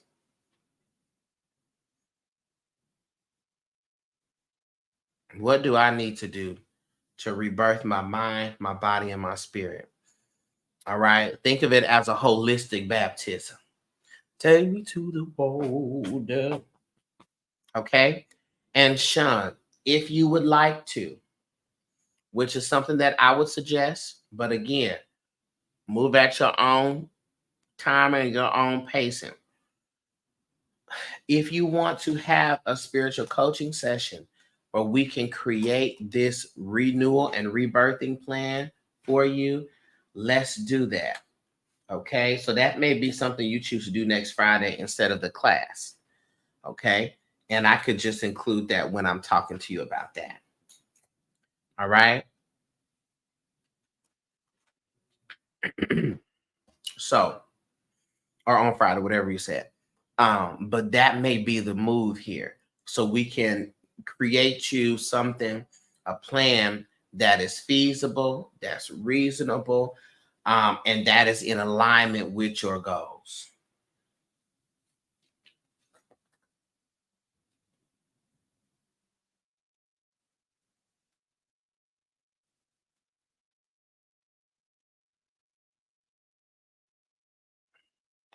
Okay. But this is the season for that. This is a season for a renewing of the mind, a renewing of the body, and the renewal of the spirit. And the ancestors are going to help you with that. Okay. And this butcher knife comes here at the bottom of the deck, an indication of those that have harmed you, and you still having some residual effects of that you got to get clear and reset. Thank you, Sean. Next on my list, I have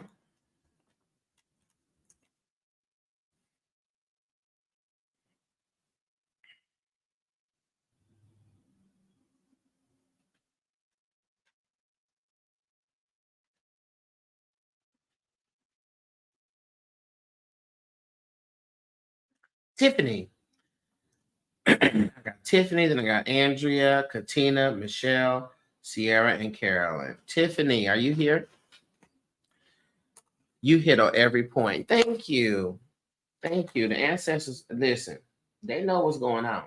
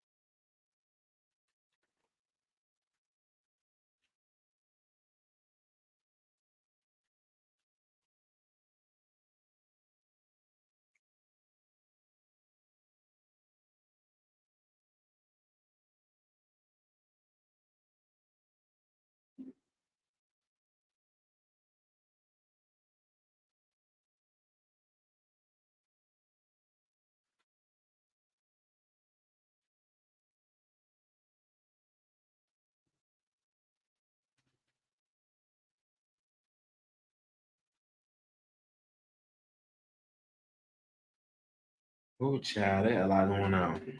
Okay. Hi, Tiffany. Eyes here. Y'all kill me with the eyes here.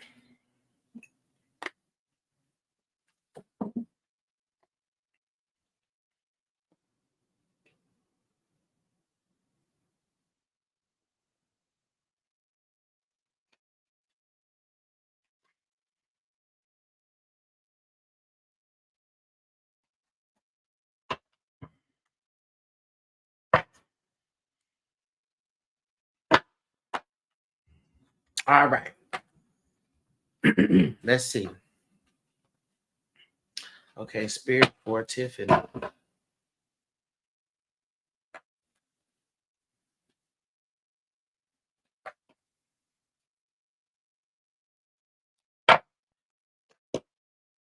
Ancestors, what's the first message?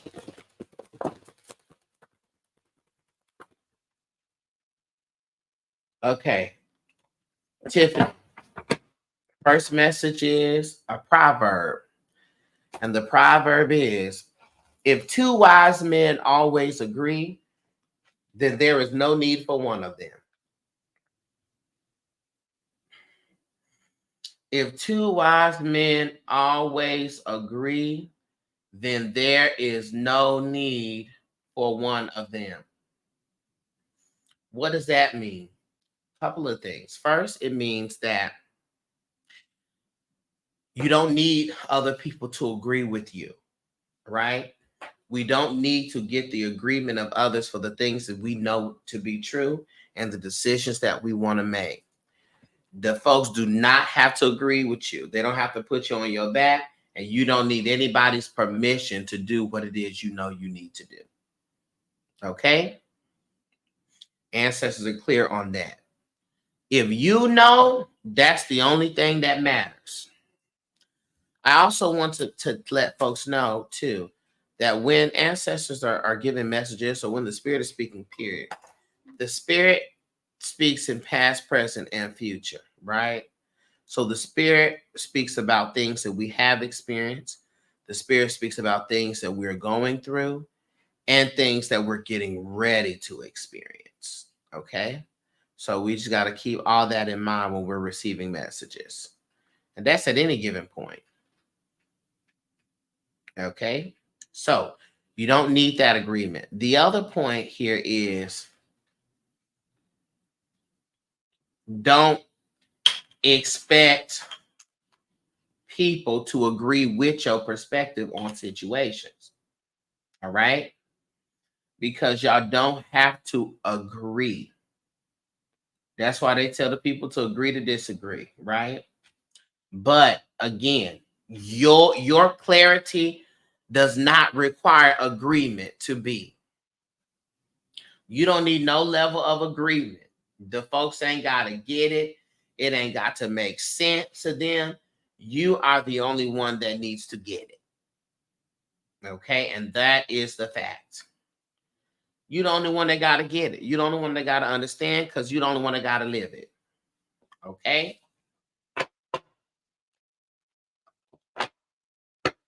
So we're not looking for the agreement. Spirit, what's the second?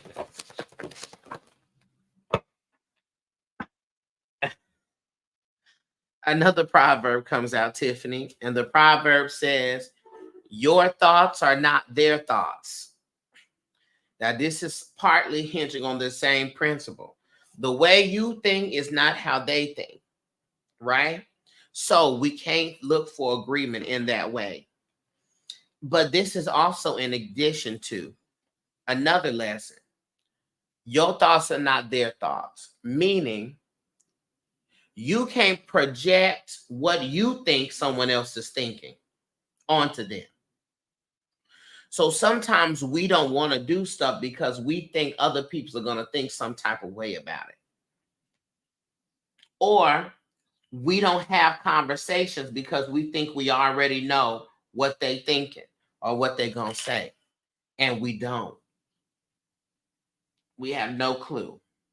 So the ancestors are wanting you to look at where in your life are you doing that? Are you projecting your thoughts onto other people?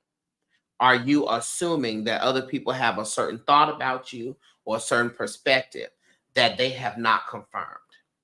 Right? Your thoughts are not their thoughts. Okay? Your thoughts are not their thoughts. My thoughts are not their thoughts. All right?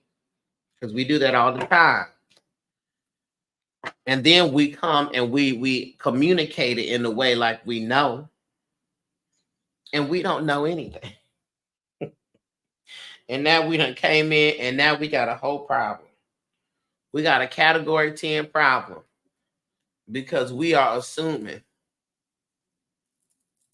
now it's us. Okay. Spirit. What's the third message that we have?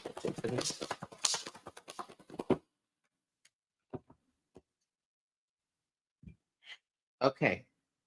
Dual message here. We got Papa Peace.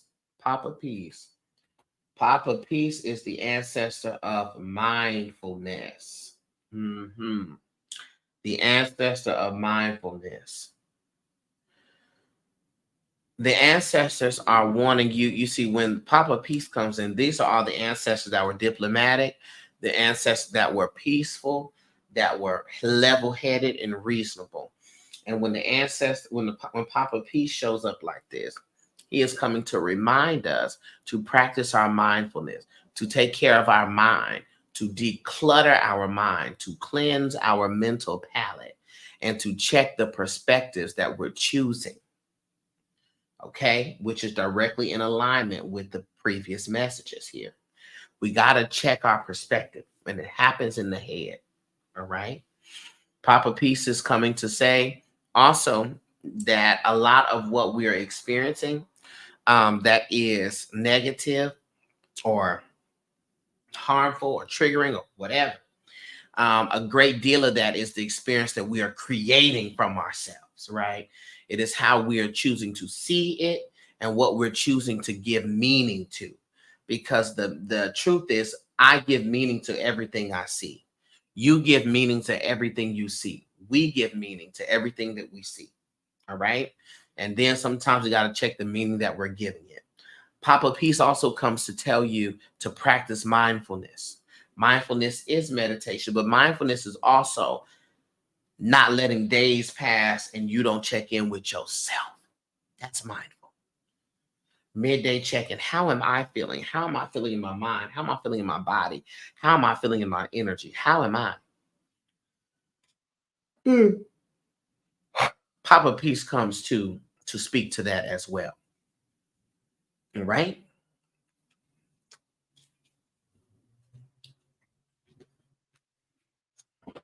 Spirit, what is the fourth message that you have for Tiffany? Ancestors, what's the message? All right, Tiffany, we got the butcher knife.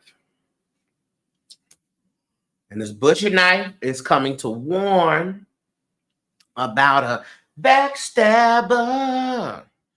Spirit, could we clarify this butcher knife, please? Ancestors, clarify the butcher knife. What's the butcher knife?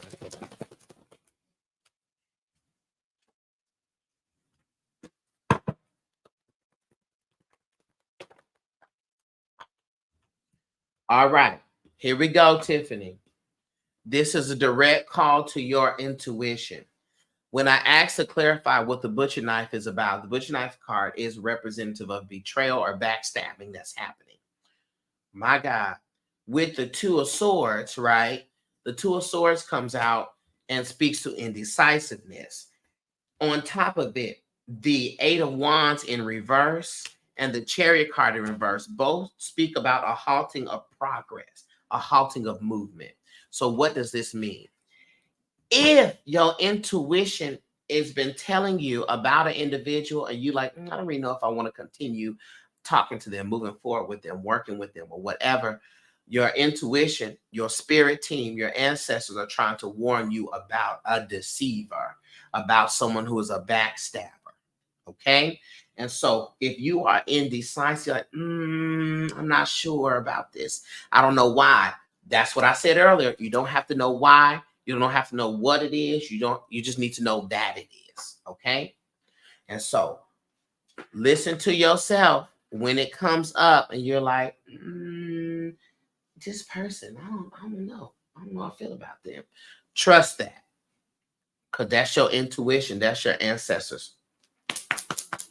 Tap you on the shoulder. Okay? Trust that. Damn, I was knocking the hell out of my shoulder. What heavy-handed ass. Sorry. I was just like, We get the message, Darcel. Dang. Okay. So this is what this is about. So be very mindful of that. But this is the beauty.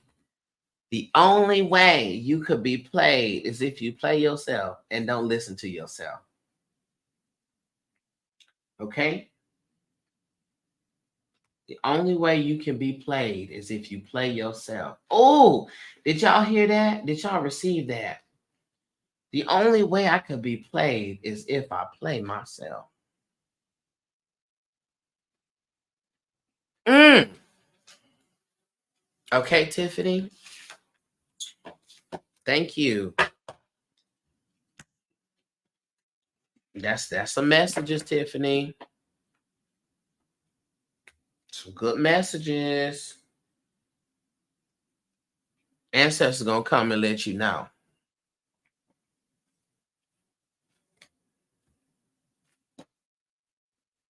How you gonna win when you ain't right within? Yes.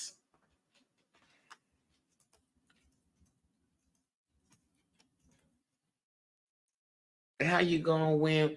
Do do do do do do do do do do.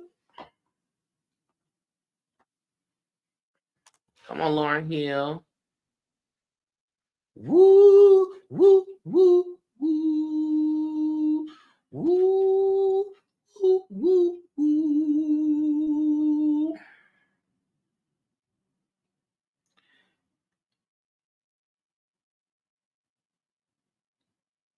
How you gonna? Oh, that's come on, that thing.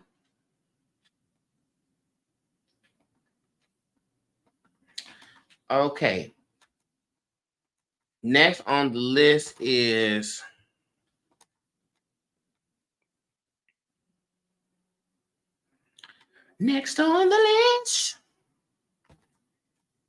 none other than the legendary Andrea. Hey, Andrea. Andrea, then I got Katina, then I got Michelle, Sierra, and then Carolyn. Hey, boo. Let's see what the ancestors have for you.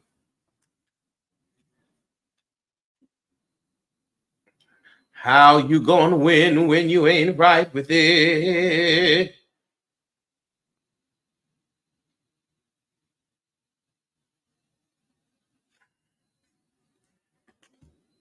Oh.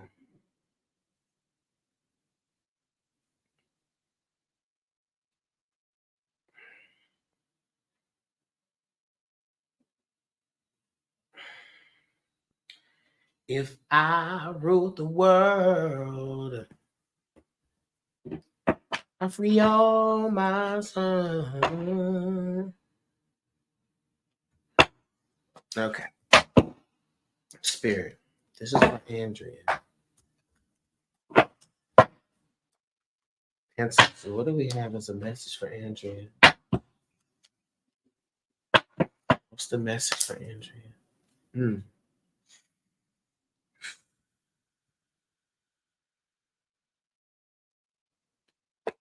So what's the message? What's the message?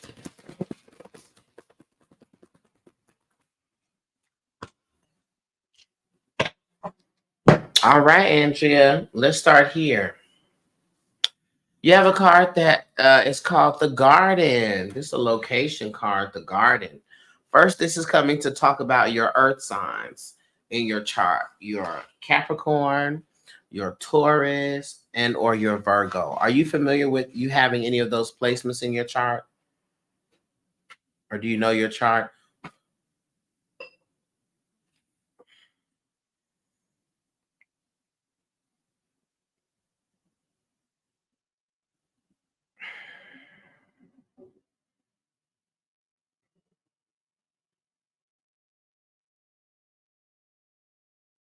Taurus. Okay. And where's your Taurus placement at?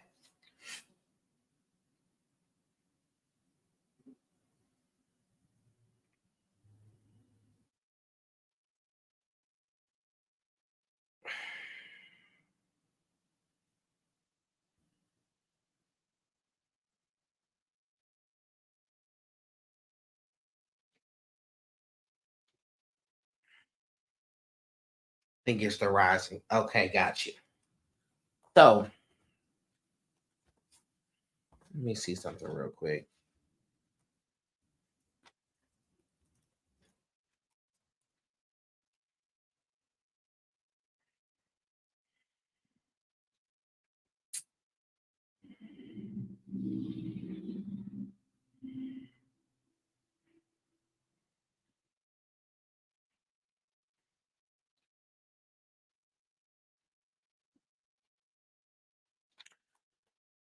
Yeah, I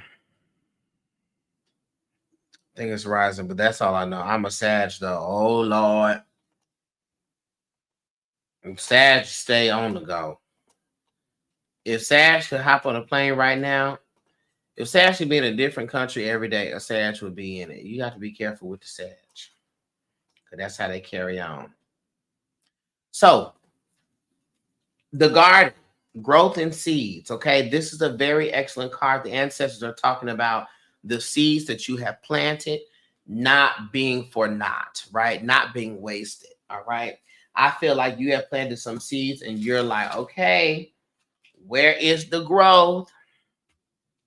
Where is the growth at? Now I done planted these seeds. Where is the opportunity? Okay, where's it at?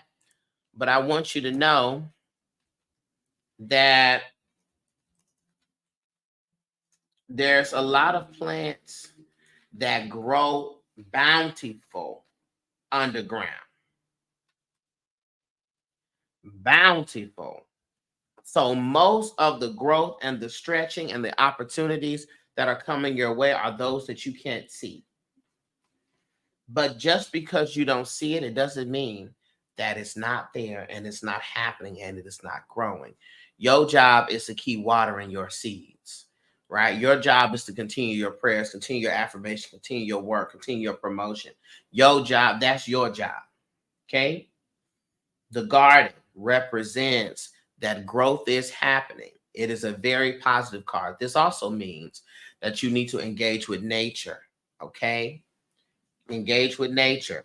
Go outside, meditate near the tree, go in the park, get you some plants, okay, and do some spiritual work with that soil. All right. So this is very positive that the things that you are planted are growing, okay, and will grow, which also means that you got to be a responsible farmer. Don't be planting seeds of discord because that's what's going to grow. Okay. And so next one. All right. You got the tree house, which is the inner child work. And the inner child work is truly about asking yourself, what does your inner child want? Right? What does your inner child want? And this is where the leisure, this is where the relaxation comes in, right? And make sure that you are handling and doing that inner child work. Clarify this, the tree house for me. Because you just said earlier, that's all you want to do all day. Okay. Clarify this.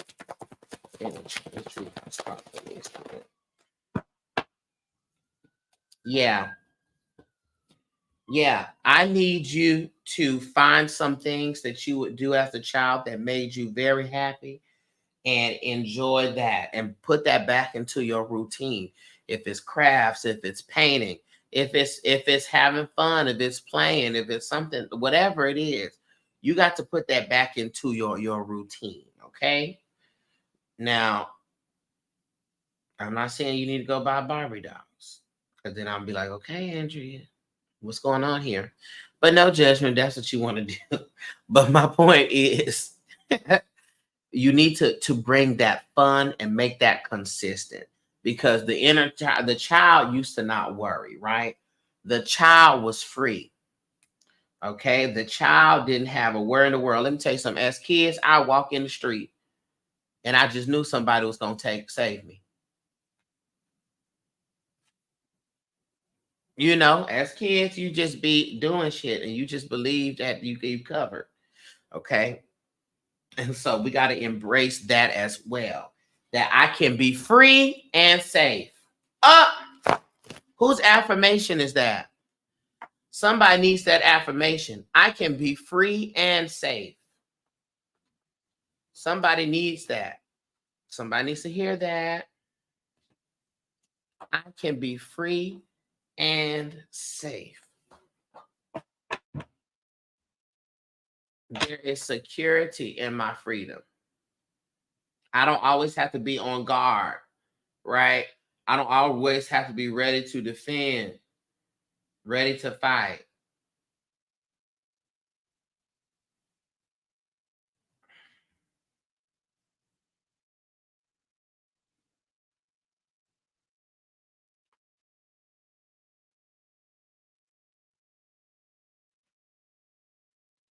I can be free and safe. What's the Sierra, you've been getting your life today. Sierra Shannon, you've been getting your life today, okay? Free and safe. I can be free and safe. Oh, that's good. All right. Now, Andrea, here comes the next card here. We got Papa Peace. That comes out again, but Papa Peace comes out in reverse. And when Papa Peace comes out in reverse, this is a card of a lack of our mindfulness, right? Us running the risk of being unlevel-headed. So this means that we be hot-headed and we got to cool ourselves down. Okay? We got to cool ourselves down. We have got to make sure that we are doing our meditation, that we keep our spiritual practices together. Not oops. Okay? So we got to less going off and more going on. Sometimes we got to just go on. Listen, sometimes instead of go off, we got to go in. Huh? Baby be going off. Steve, Andrea, this is why Papa Peace comes here and says, Andrea,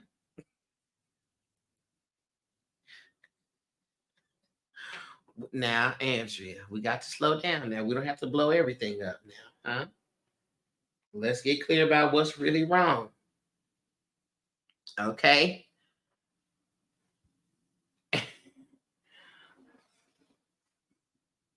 I need to hear this. I just stepped this morning.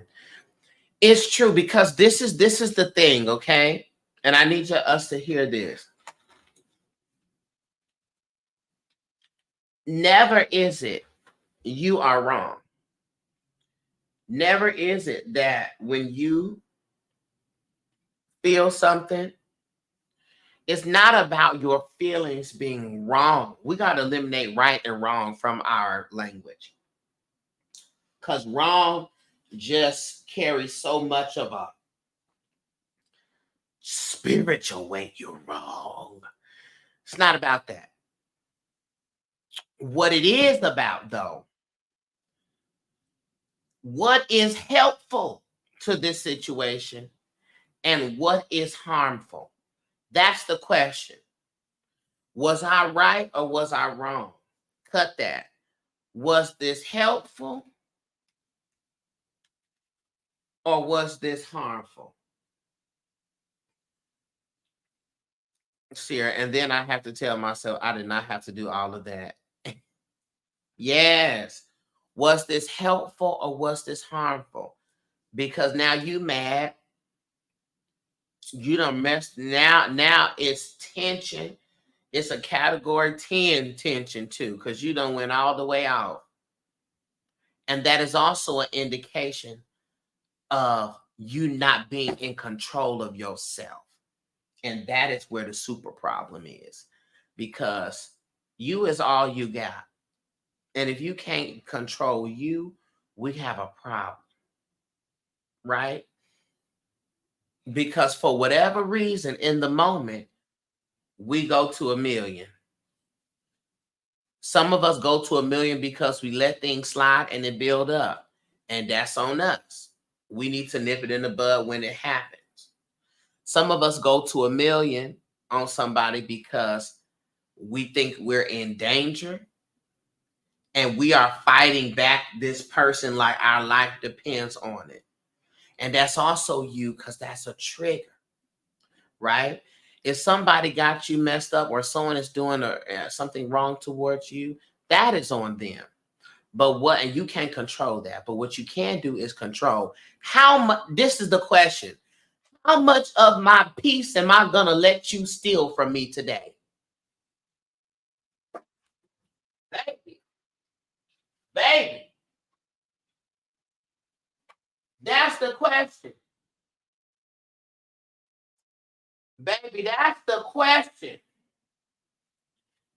How much of my peace am I going to let you steal today? That's the question.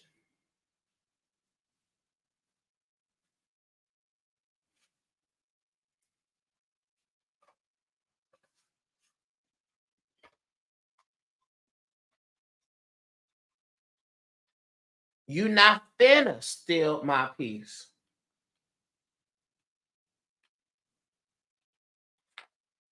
That's what you need to ask yourself.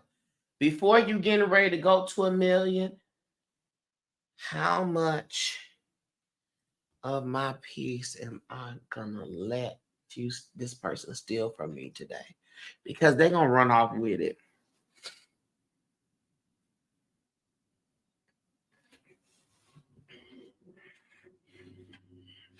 Yes. How much? That's the question.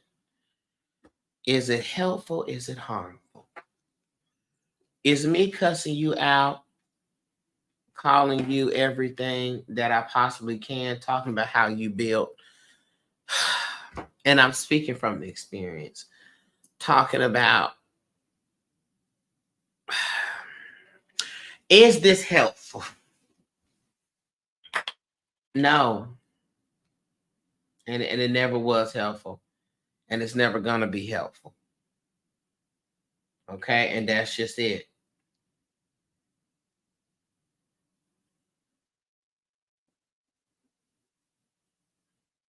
And that's it. Last card for you is following everyone, the boy jumped off the bridge.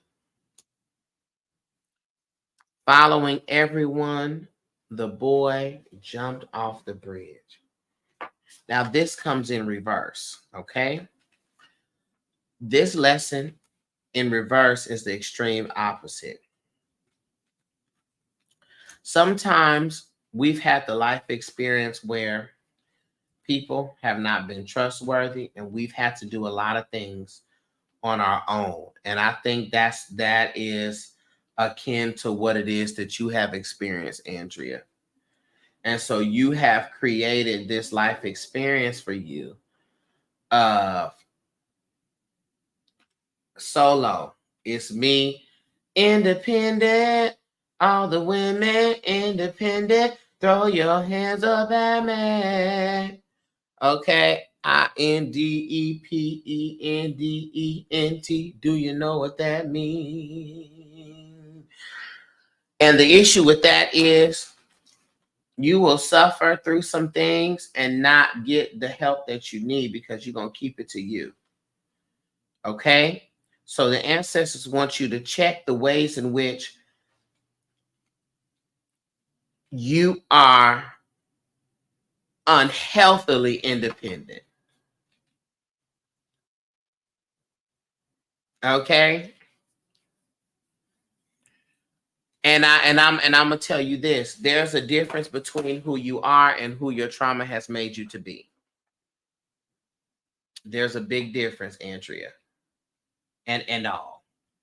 There's a big difference.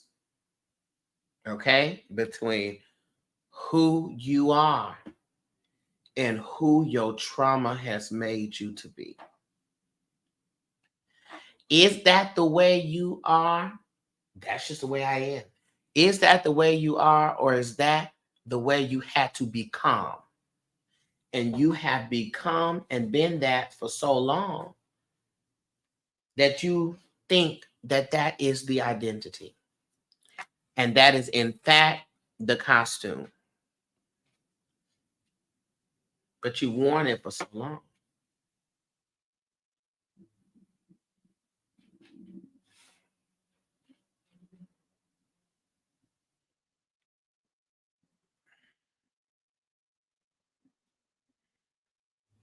Okay? So let that marinate in your spirit. Thank you, Andrea.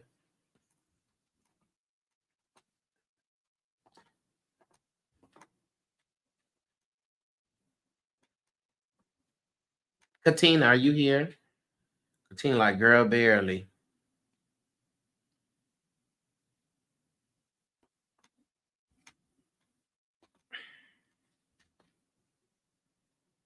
That resonates well here. I felt that. Thank you. Thank you. You're welcome.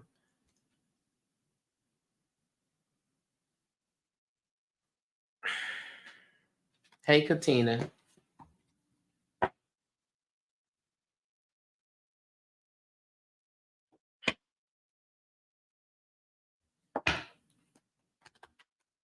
And ask yourself the question, is this who I am, or is this who I had to be? And then that's why I'm in conflict, because I am being someone that I no longer have to be.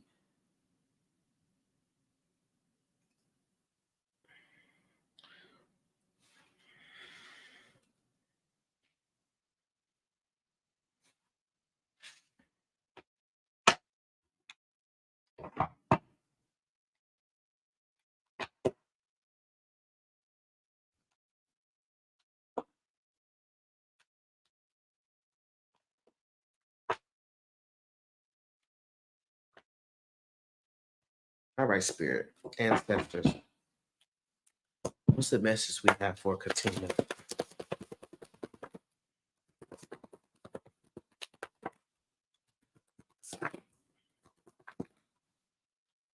All right.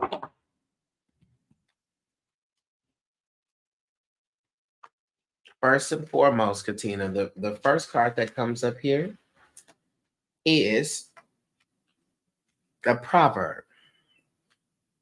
And the ancestors want you to know that all monkeys cannot hang on the same branch. Don't matter how long they've been a monkey. Don't matter how long they've been near the tree. All monkeys cannot hang on the same branch. Where's the wisdom? The wisdom is to say, some monkeys are going to fall off your branch. There are some monkeys that you're getting ready to discover that they're not the same type of monkey as you. You understand? And so allow the monkeys to fall off the branch, allow the monkeys to move, and understand that everybody is not on your level. And you are not on their level. We are not the same type of people. Don't have to be good, don't have to be bad. But the wisdom is all monkeys cannot hang on the same branch. So, or they will break your branch. Absolutely.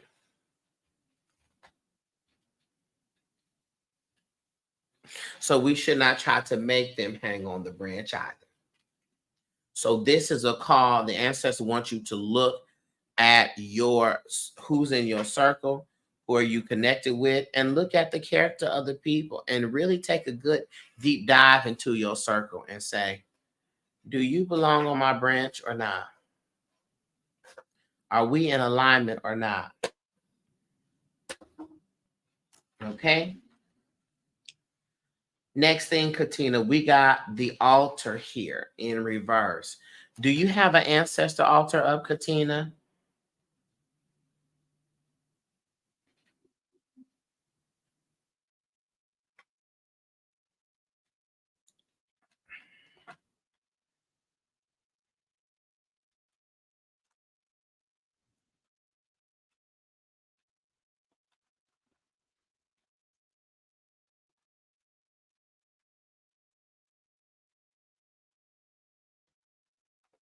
Yes, I do. Okay, good.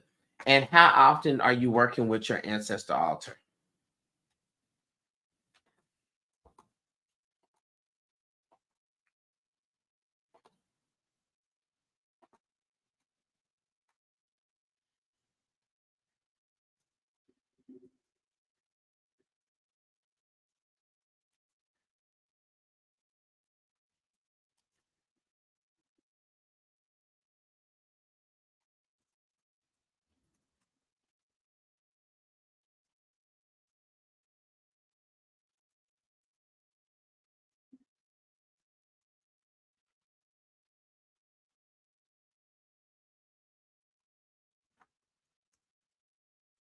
Sorry, I was typing email. Yes, I do. With picks and candles a few days a week. Okay, got you. So in this particular season, within this month, I really want you to spend a lot of time working with this ancestor altar because they're bringing attention to it.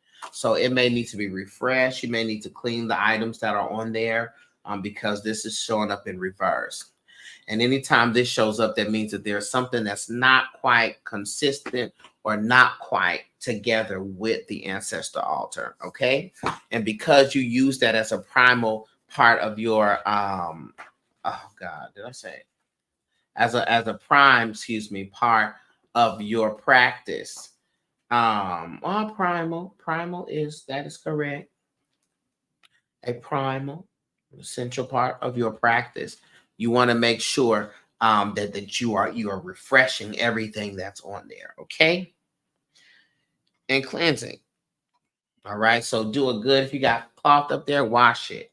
You know, clean it. Reset it. Reset the energy there. All right. Mm-mm-mm. I love that. Love that. And also get something fresh up there. Get you a little ivy plant or something like that. And have it near um there too. It does need attention. Okay. It definitely needs some attention. Got it. So the ancestors came through and said, get that altar together, girl. The next thing is Katina is hold on, let me send this message real fast.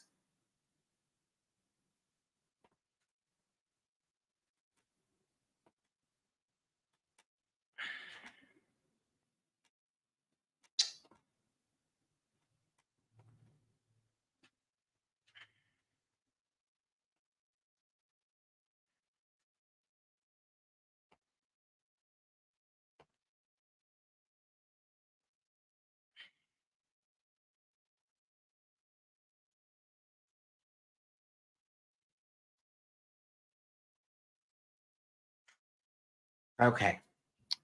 Um, the next card that the ancestors are bringing forth here is a proverb that says, a half truth is a whole lie. All right. Half truth is a whole lie.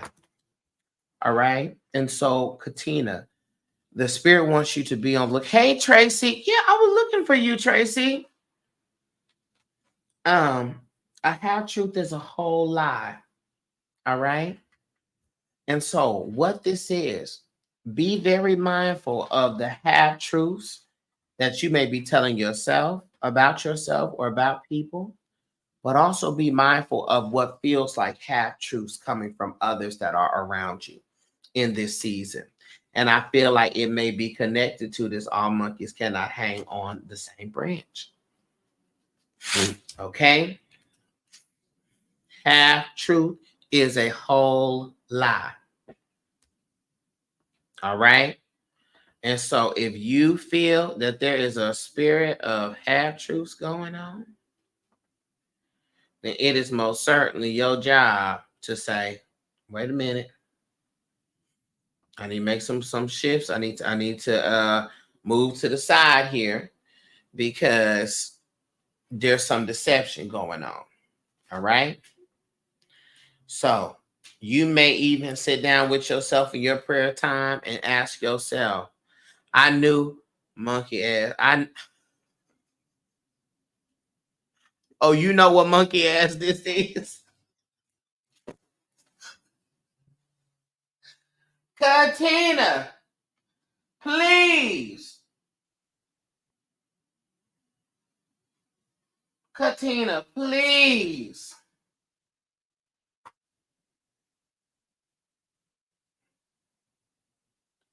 This is in me out. Katina said, I know what monkey is.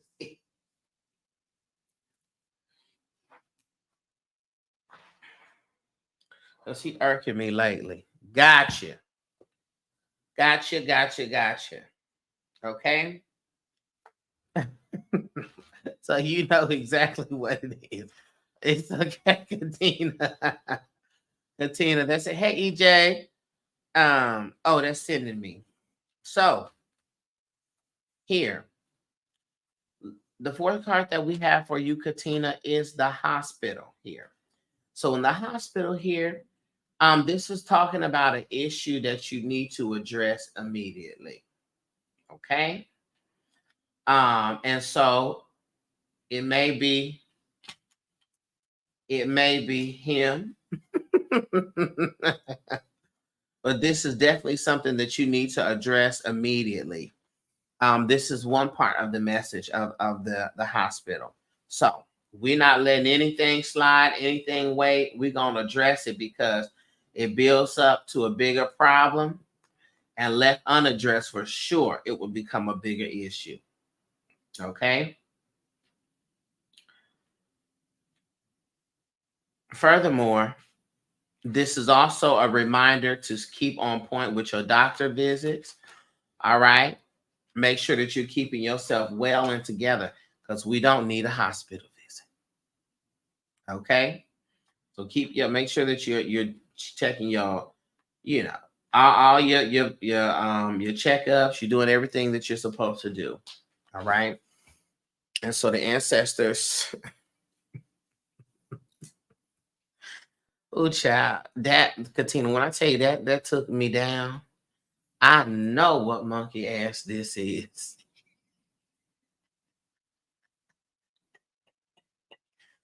So it's definitely something that you need to address. Pray about it first, meditate on it first, Katina. But it is certainly something that you do need to address. Okay. But the ancestors say you ultimately are doing well. Just refresh that ancestor altar, especially since we're in Hoodoo Heritage Month. Go ahead and refresh it. Okay. Thank you. It's your belly. Okay. Gotcha. All right. So then you know you need to go to the doctor, make sure and get that together and see what's going on. Thank you, Katina.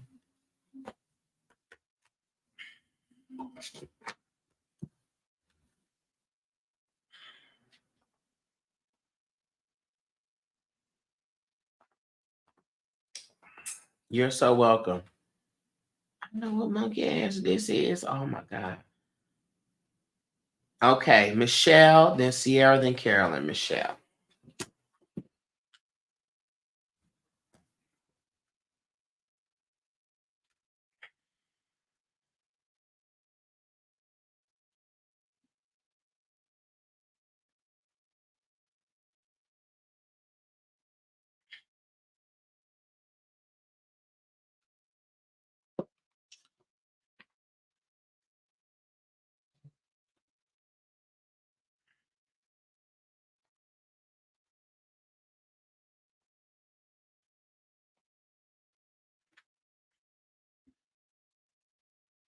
I see you, Michelle.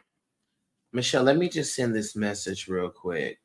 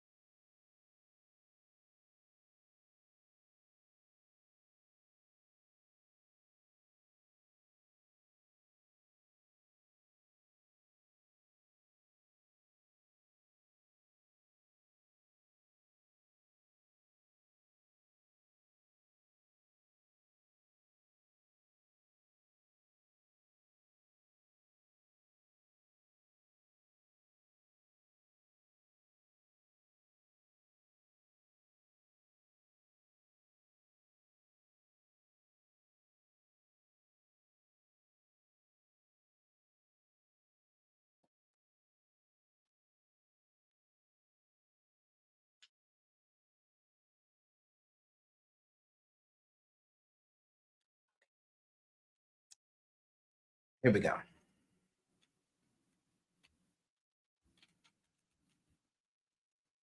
Hello, the root doctress. Oh, come on, doctress. A doctress. Listen, I'm living for the root doctress. I love that. All right. Here we go, Michelle. Let's go ahead and see what the ancestors have to say for you today.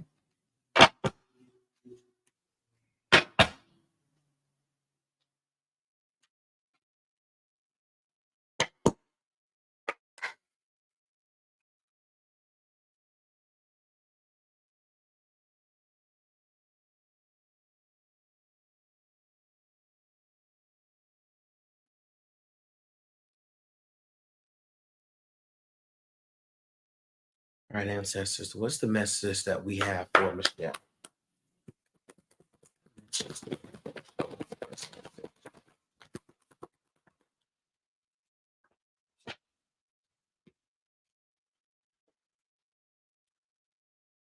Okay, Michelle, question.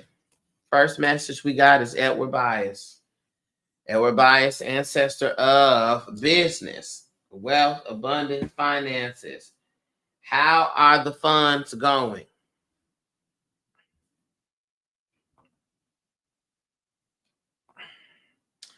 How's the finances? Because it's showing up here in reverse.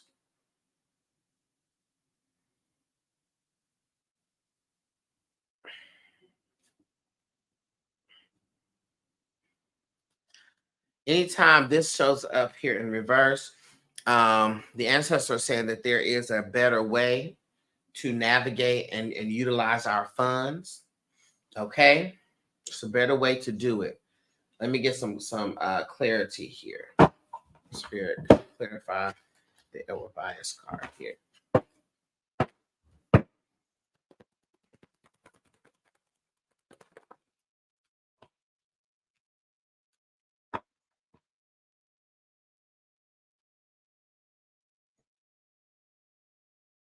Okay, I'm understanding.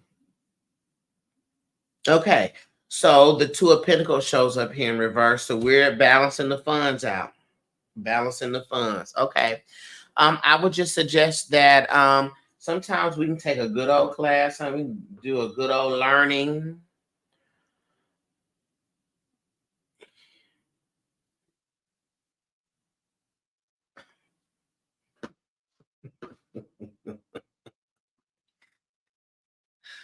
Woo, child.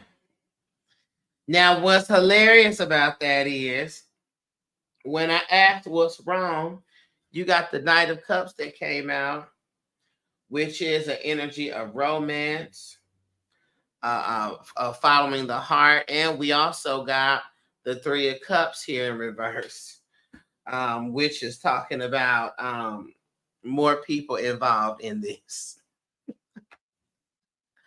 Girl. Okay, but it's getting better slowly. Well, we got to speed it up. Okay, we got to speed it up.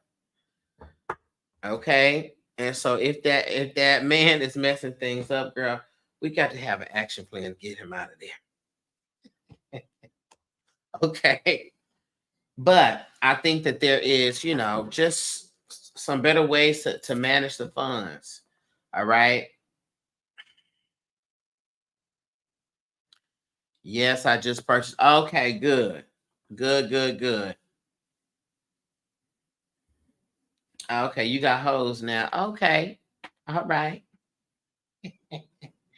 Good job. Well, go ahead and that credit clearing. Good. I'm glad that's working, or that you got that on track.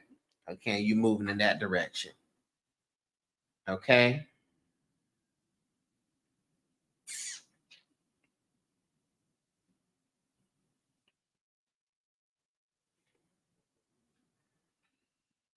Now I texted the client.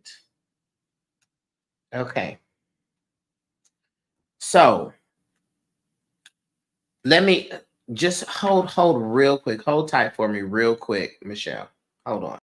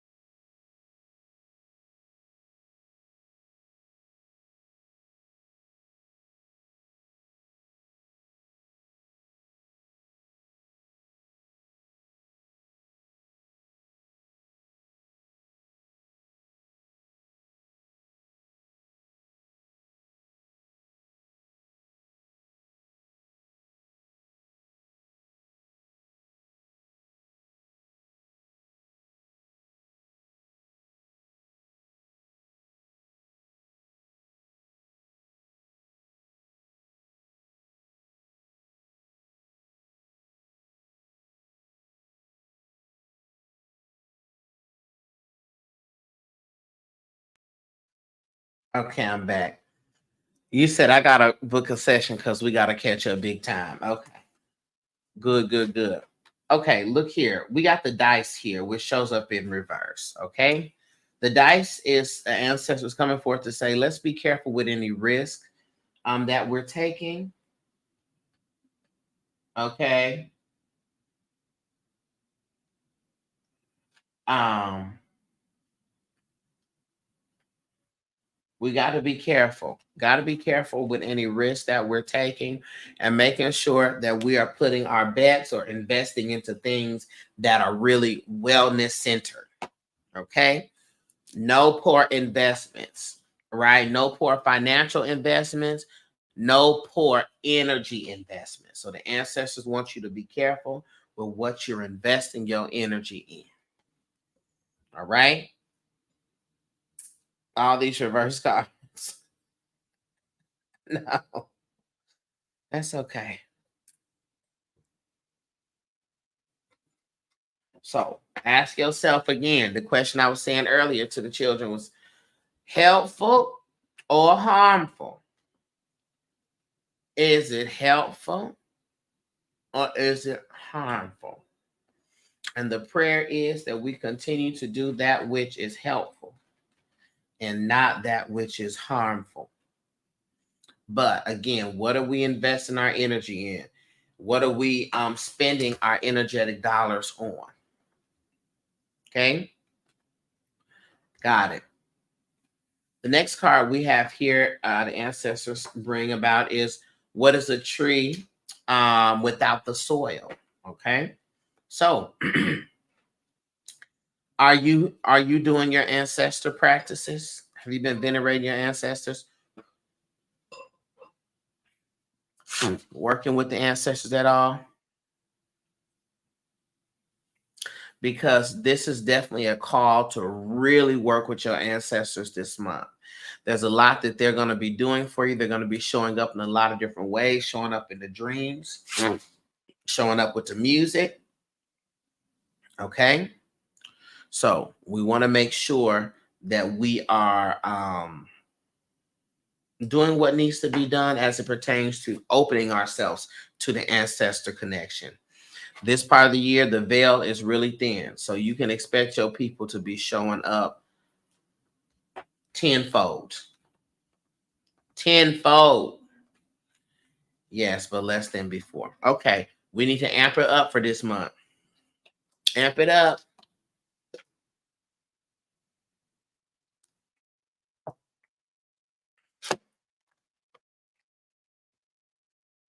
Gotta amp it up.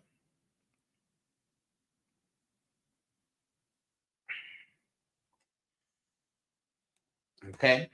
Gotta amp it up because they're wanting to connect. They want to give you messages and things, but we just got to have ourselves open and present and available to receive it. Right. In addition to that,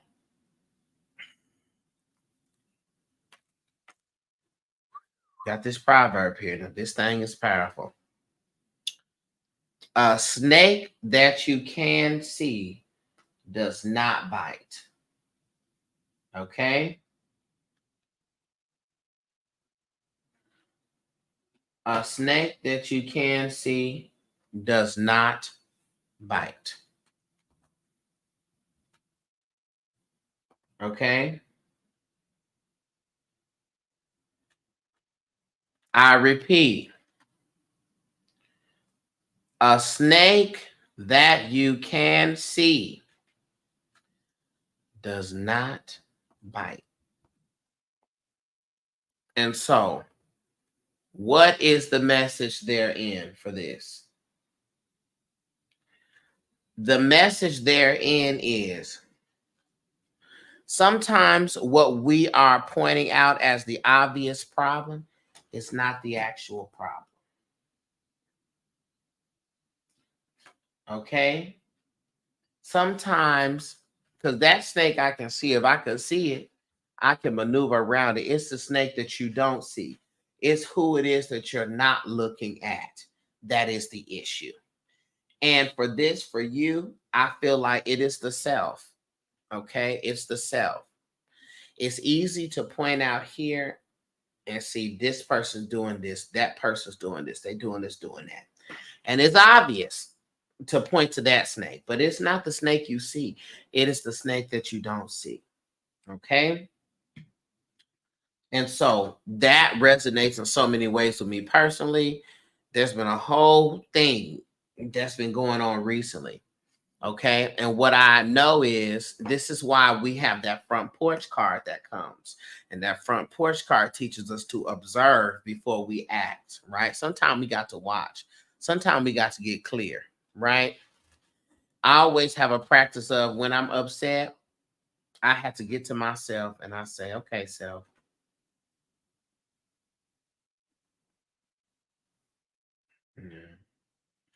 Um,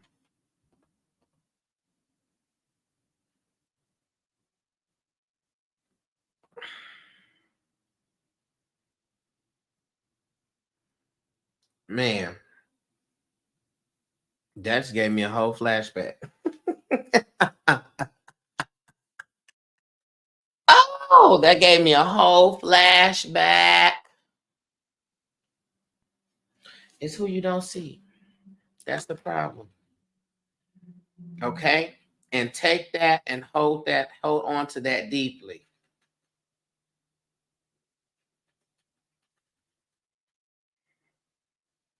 Take that and hold on to it deeply.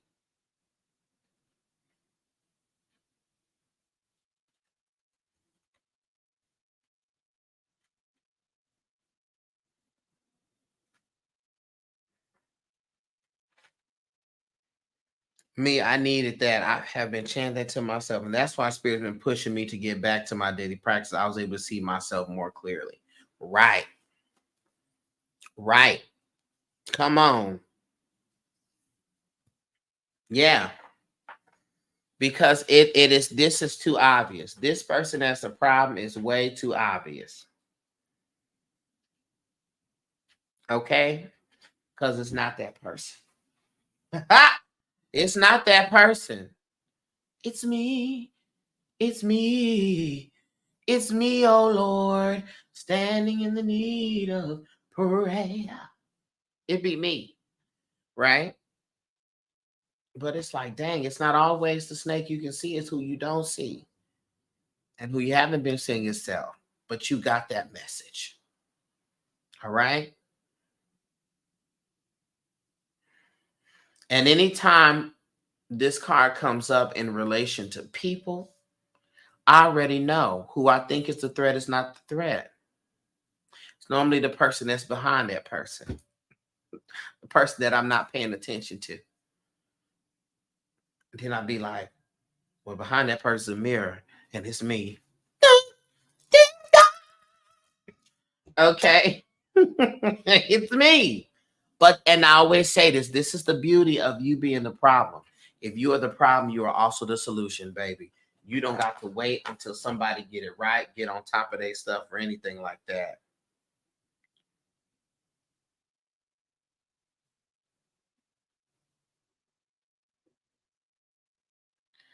When you are the problem, you are the solution. So I'm relieved when I find out it's me. I'm like, whoo, because I can do something about it. Because if I gotta wait on these to get it right, I'm down. I'm out. I'm out. I'm out. If I gotta wait on these to get it right, I'm out. There's people who die and go into the spirit and still be wrong. He'd be like,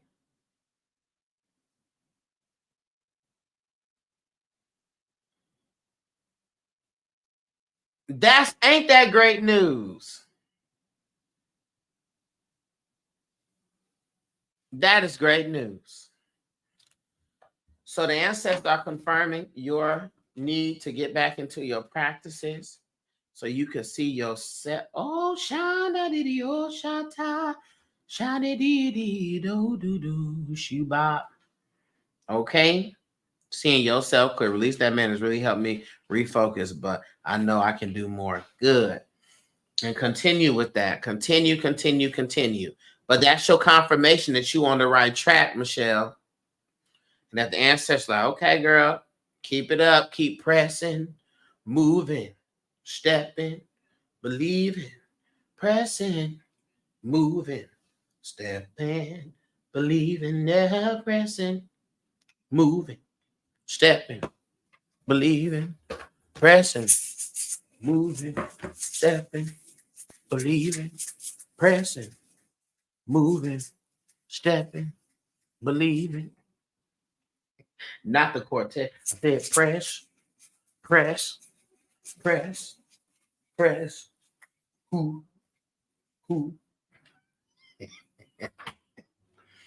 Okay. Thank you, Michelle.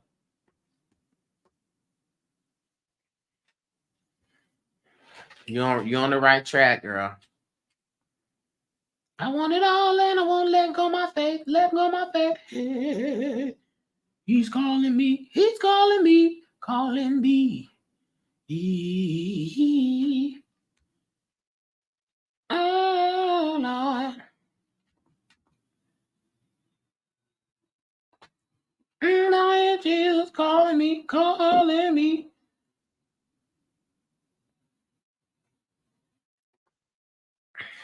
All right.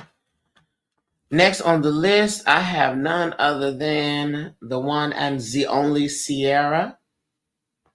And then I got Carolyn. Sierra said, Darcel, I'm going to catch you later, girl. Sierra, are you on here?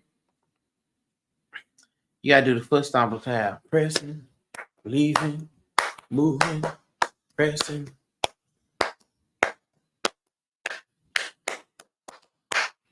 See, Sierra said, you know I'm still here. Yeah, you. Here she go. The other Sierra. Sierra probably said, girl, that's how I'm going to catch you. I'm going to catch you later.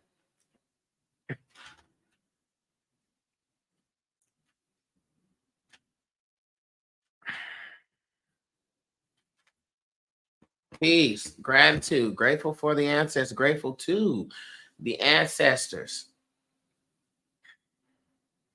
Okay, Lord. It's another Sierra. It's Sierra Santanado. Is she on here still? She might have ran off on the plug and said, Darcel, listen, I'll catch you back on the flip side.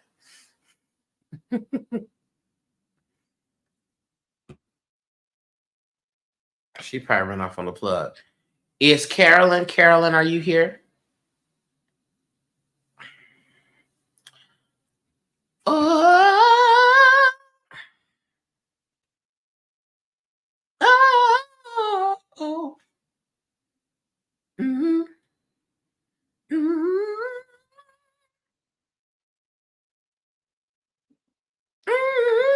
Mm-hmm. Okay, Carolyn. Mm-hmm. Mm-hmm.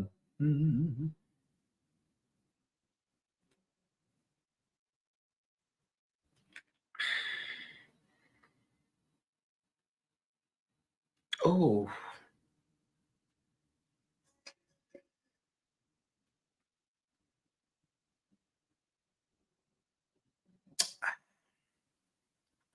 Oh, you're here? Oh, she's here. It's just a delay, Sierra. It's just a delay. So I'm gonna go. So I'm sorry, Carolyn. Let me go with Sierra. I see her.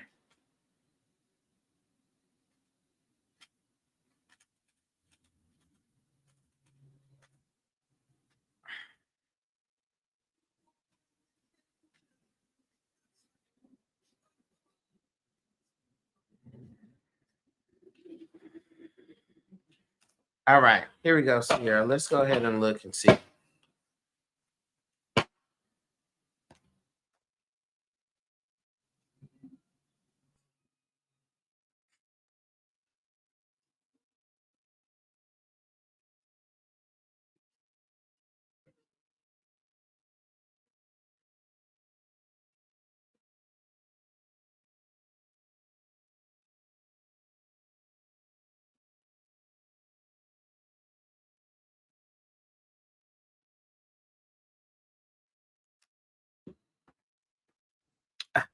It's just delayed.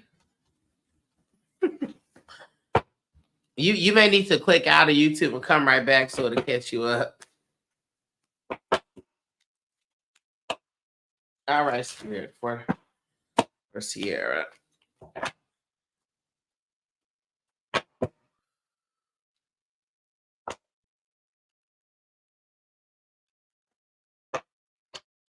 It's the ancestor message. Yeah, for Sierra.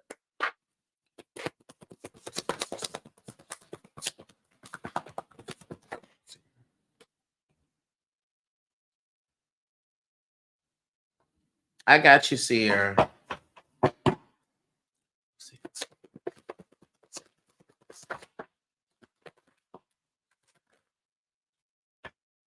All right, Sierra. Here we go.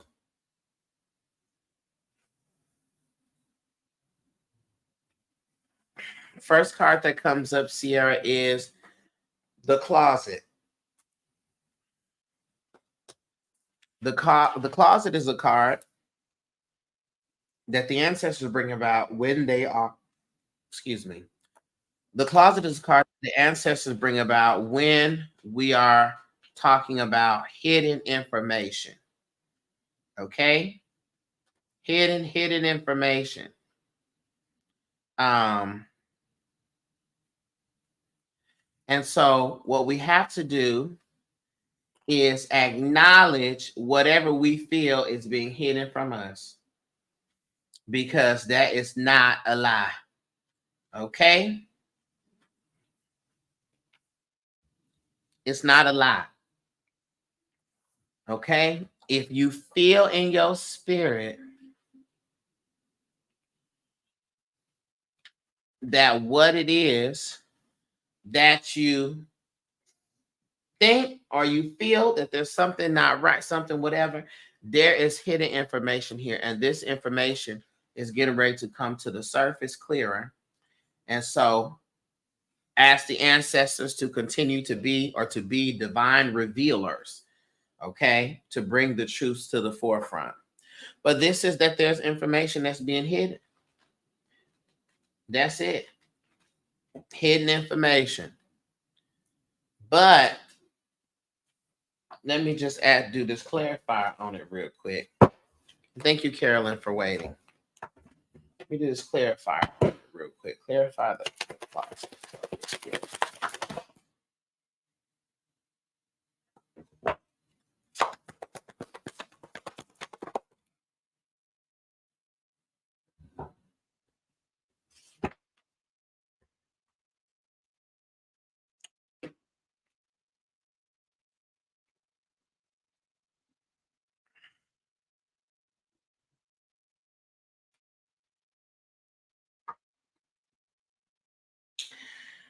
So this card comes by way of the Three of Swords. Okay. The Three of Swords, and I asked it to clarify, the Three of Swords came out. And the Three of Swords literally says, like on this card that they have, it literally says, Better to know the truth than to live a lie. You can't make it up. Okay? So, there's hidden truths here, but trust that they're going to be revealed.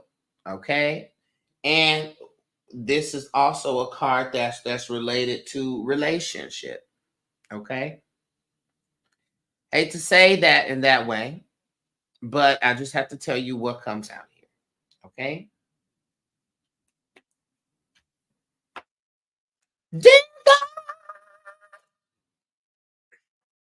All right. So just know that the ancestors are going to navigate to where truths come to the surface. Okay. Great.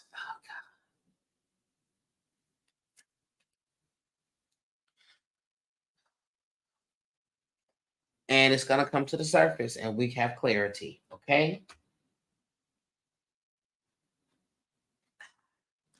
Let's just move on, Sierra. We're just going to move on. We're going to move on. Okay. The next card we have here is a proverb that says, "We are what our thinking makes us." All right. So, separate from that, the spirit also wants you to know that so a person thinketh, so shall they be. Your view of yourself and your life is what it is and what it will become, because that is what you see it as. Okay? That's what you see it as. And so you really have to do your work that you are checking in here. All right? Be mindful of the thoughts that you're thinking. Be mindful of that. Be mindful of the things that you are entertaining mentally as it pertains to yourself, right? And understand that if you put it positive in here, it's gonna show up positive out here in the world. Okay. So you're someone that always got to keep you some a good old some coconut water, honey, to cleanse and wash that head. Okay. Cleanse and wash that head. You can always make you a head wash out of coconut water, some of that eye bright herb, some coffee, and rosemary. That get the mind right. It get it open, stimulated, optimistic, and clear the blockages. So make you a head wash with some coconut water, some uh, coffee. You can brew it yourself, John. Some coffee, some rosemary, and some of that eye bright. It's called literally eye bright. You put in a pot, boil it, whatever you want to do. But I think that is something that will assist you spiritually with that. In addition to this, we got the chameleon here. And the chameleon looks in all directions before moving. Okay? The chameleon looks in all directions before moving. This is showing up here in reverse. Okay? And so it's about the balance, right? The chameleon may look here, here, here, here before walking across the street, but the chameleon doesn't just stay out of the side of the street and not make any moves. You understand? Nor does the chameleon just take off running without looking. It's about the balance. Okay? So the ancestors want you to pull yourself in a space where you are not jumping the gun, and also where you are not just stuck and stagnant, right?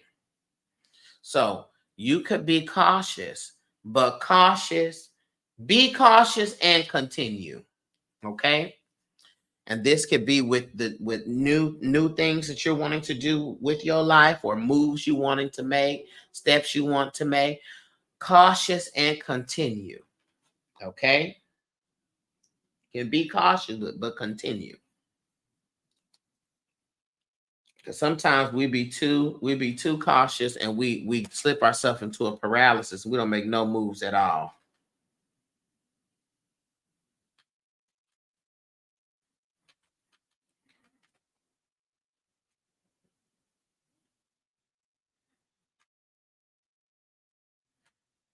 And that's not the way forward.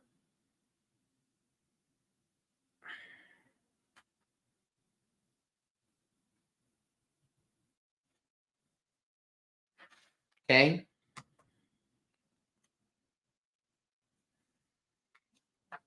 Again, Papa Peace comes up here. Ancestor of mindfulness. Okay. And so this here, Papa Peace governs the head. Papa Peace, I shouldn't say that. But Papa Peace governs the head. It's about cooling and calming the head. Cooling and calming the head.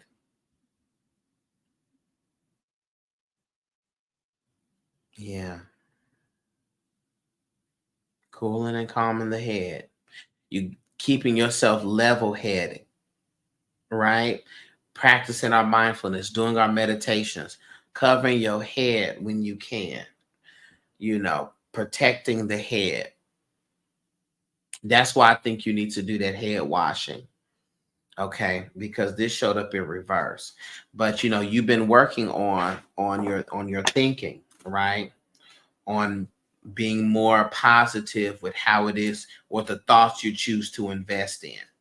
And this is the key. Someone would say, and has said to me before, how can I control my thoughts? You can't necessarily control the thought that comes up. What you can control is how deep you invest in that thought. So when we talk about controlling the head, controlling the mind, it's about what you invest in. Let's look at the etymology of invest.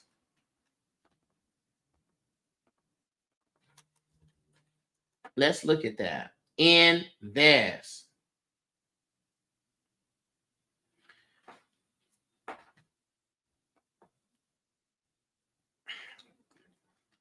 To clothe in, to cover, to surround, from in, as in to into, vestir, to dress, to clothe. So it is about what it is what you are choosing to clothe and surround yourself with. What thoughts you're choosing to dress yourself in and dress other things in. What you are choosing to invest in. It's the thoughts that you invest in. Okay? Can't invest in those thoughts because those thoughts will yield no positive return. Just loss and loss and detriment and pulling away, pulling away, and pulling away. Ain't no thought to invest in.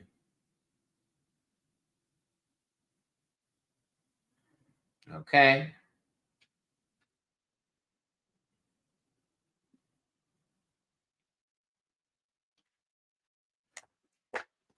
So do that head washing.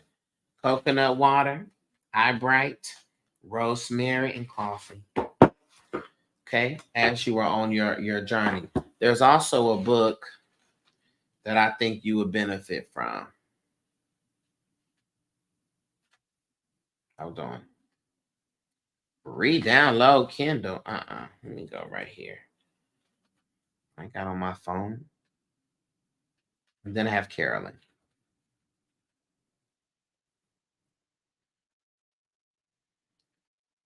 Oh, this don't want me to be great.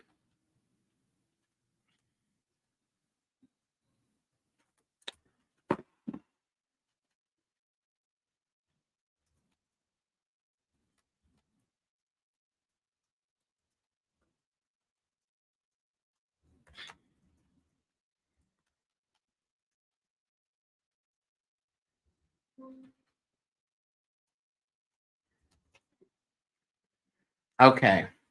So here's a book or two that I would suggest. As soon as it opens.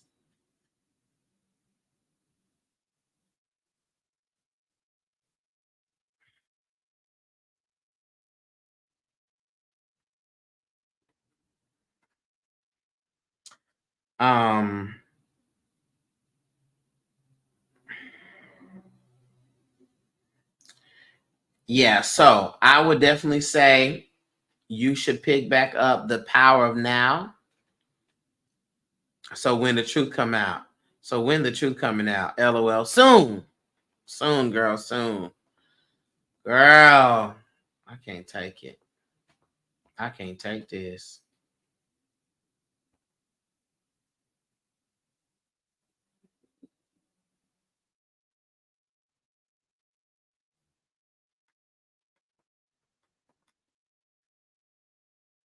Anyway, The Power of Now is a great book.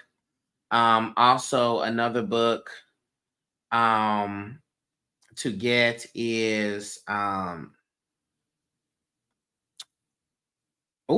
Acts of Faith. Acts of Faith. Okay, there's 3 books. Okay, that's it. 3 books I'm gonna give you. Acts of Faith. Well, first book was The Power of Now by Eckhart Tolle. Second book is Acts of Faith. Daily Meditations for People of Color by Iyanla Vanzant. And then the third book is a book called A Black Woman's Guide to Joy by Angela O'Donnell. By Angela O'Donnell. Okay? So grab all of them. Okay? And you got your reading for the next few months. Okay, thank you. Carolyn, are you here? Thank you, Sierra. I read it years ago, Acts of Faith. Yes, Acts of Faith's really great. Great, great, great book.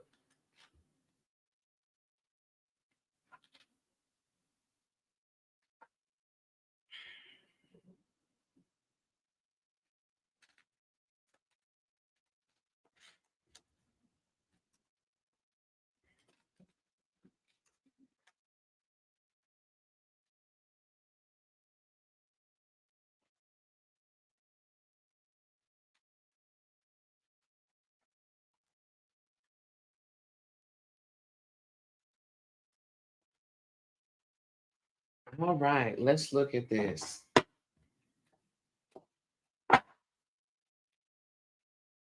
Hi, Madam Butterfly.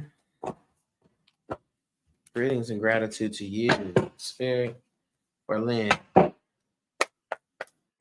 What is the ancestor message? Is for her? What's the first ancestor message?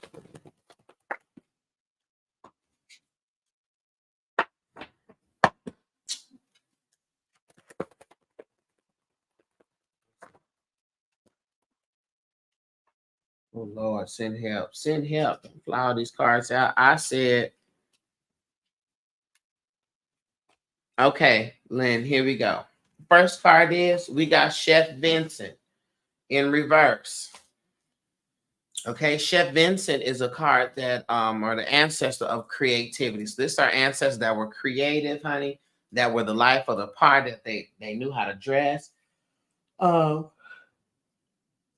They just was on point and very free-flowing and creative.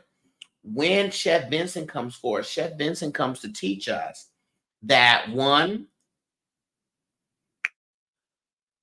we got to reinvent ourselves. We got to have fun. Okay, we got to bring some fun back. Lynn, you ain't been having enough fun.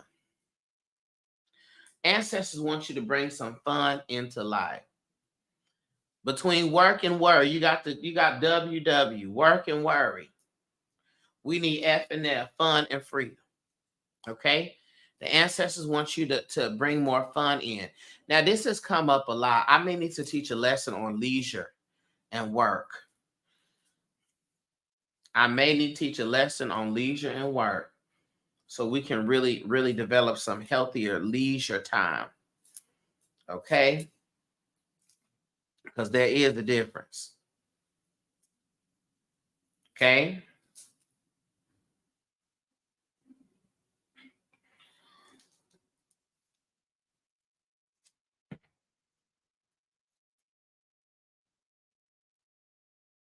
Yeah. It just feels like it's time for a refresh. All right? A restart. We got to change the hair. We got to do something, Lynn, and just reinvent. Just refresh something about yourself. Okay? Figure out what that is. I already know you ain't getting no tattoos, Lynn, because she don't want me to get no tattoos. So I know she's sure not going to get no tattoos.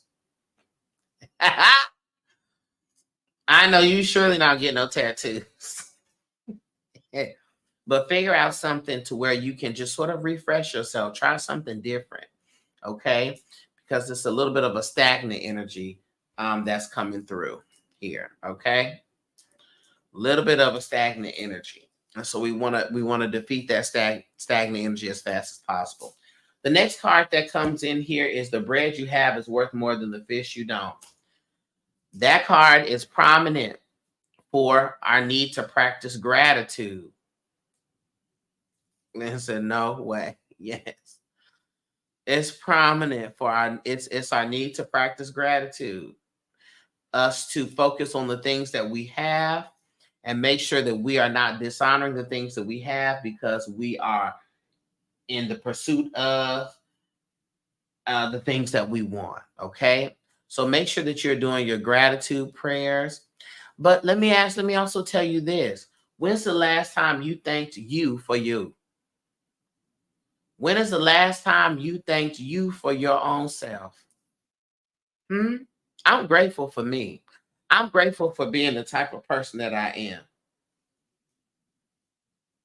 Sometimes we got to pat ourselves on the back and thank ourselves for always being there for us. We got to thank ourselves for always being there for us. Because we were. Can't say I have. Right. So let's do some gratitude to yourself. Because you could have gave up a long time ago. You could have went a different way. And we always give thanks to the Spirit for the opportunity. Oh, this is good. We always give thanks to the Spirit for the opportunity, but we have to give the thanks to ourselves for the choice.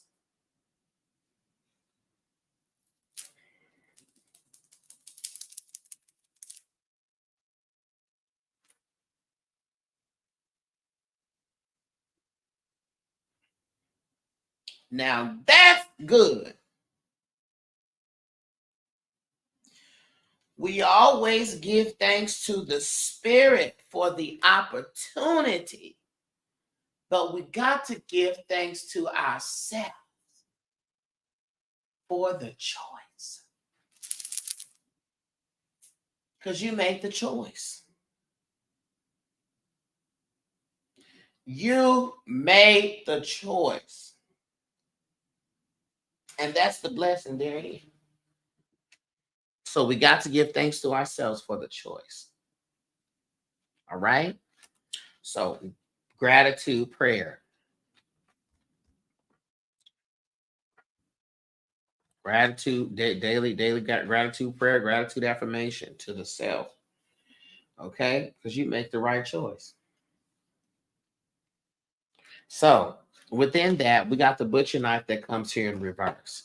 And the butcher knife is a card that is about betrayal and backstabbing. However, the butcher knife coming in reverse is an indication of you needing to look at the ways that you have went against yourself. The ancestors want you to look at that. Not out here. Look here. How have I played myself the fool? I'm grateful for the things that I've chosen, but I got to look at the things. I'm grateful for the things that I've chosen that have been wellness centered and good for me, but also have to look at the choices that I have made or the things that I said I would do and didn't do that has been harmful to me. And I got to own that too. Okay. So what are you doing What have you been doing, or what have you not gotten clear about that you have done as a backstab to yourself? How does that show up? For instance, saying that you're not going to help anybody because you know they're taking advantage of you and you help them. That's you backstabbing yourself, right? You setting a boundary and you crossing your own boundary. That's you backstabbing yourself. You see what I'm saying? So sit with yourself, Lynn, and ask, in what ways have I been my own backstabber? Smile in your face. All they want to do is take your place. The backstabbers. Backstabbers. Okay. Ancestors want you to look at that.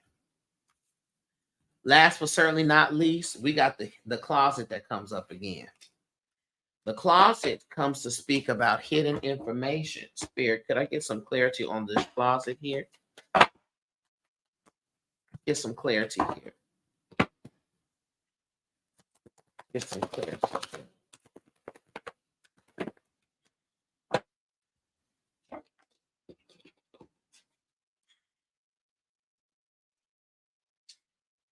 here. Okay.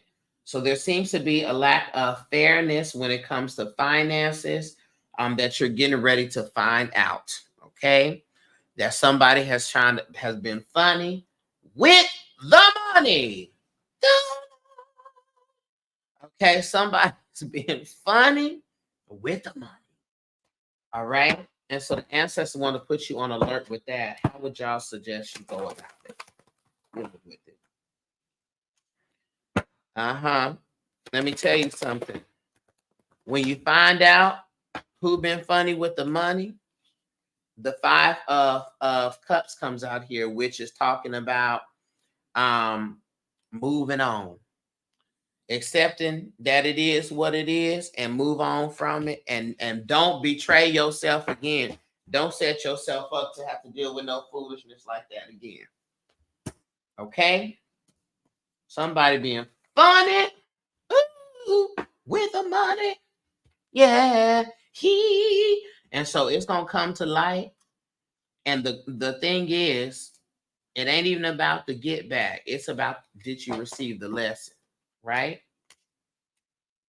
Did you receive the lesson? But what is in the dark will come to the light. I gave a friend a loan.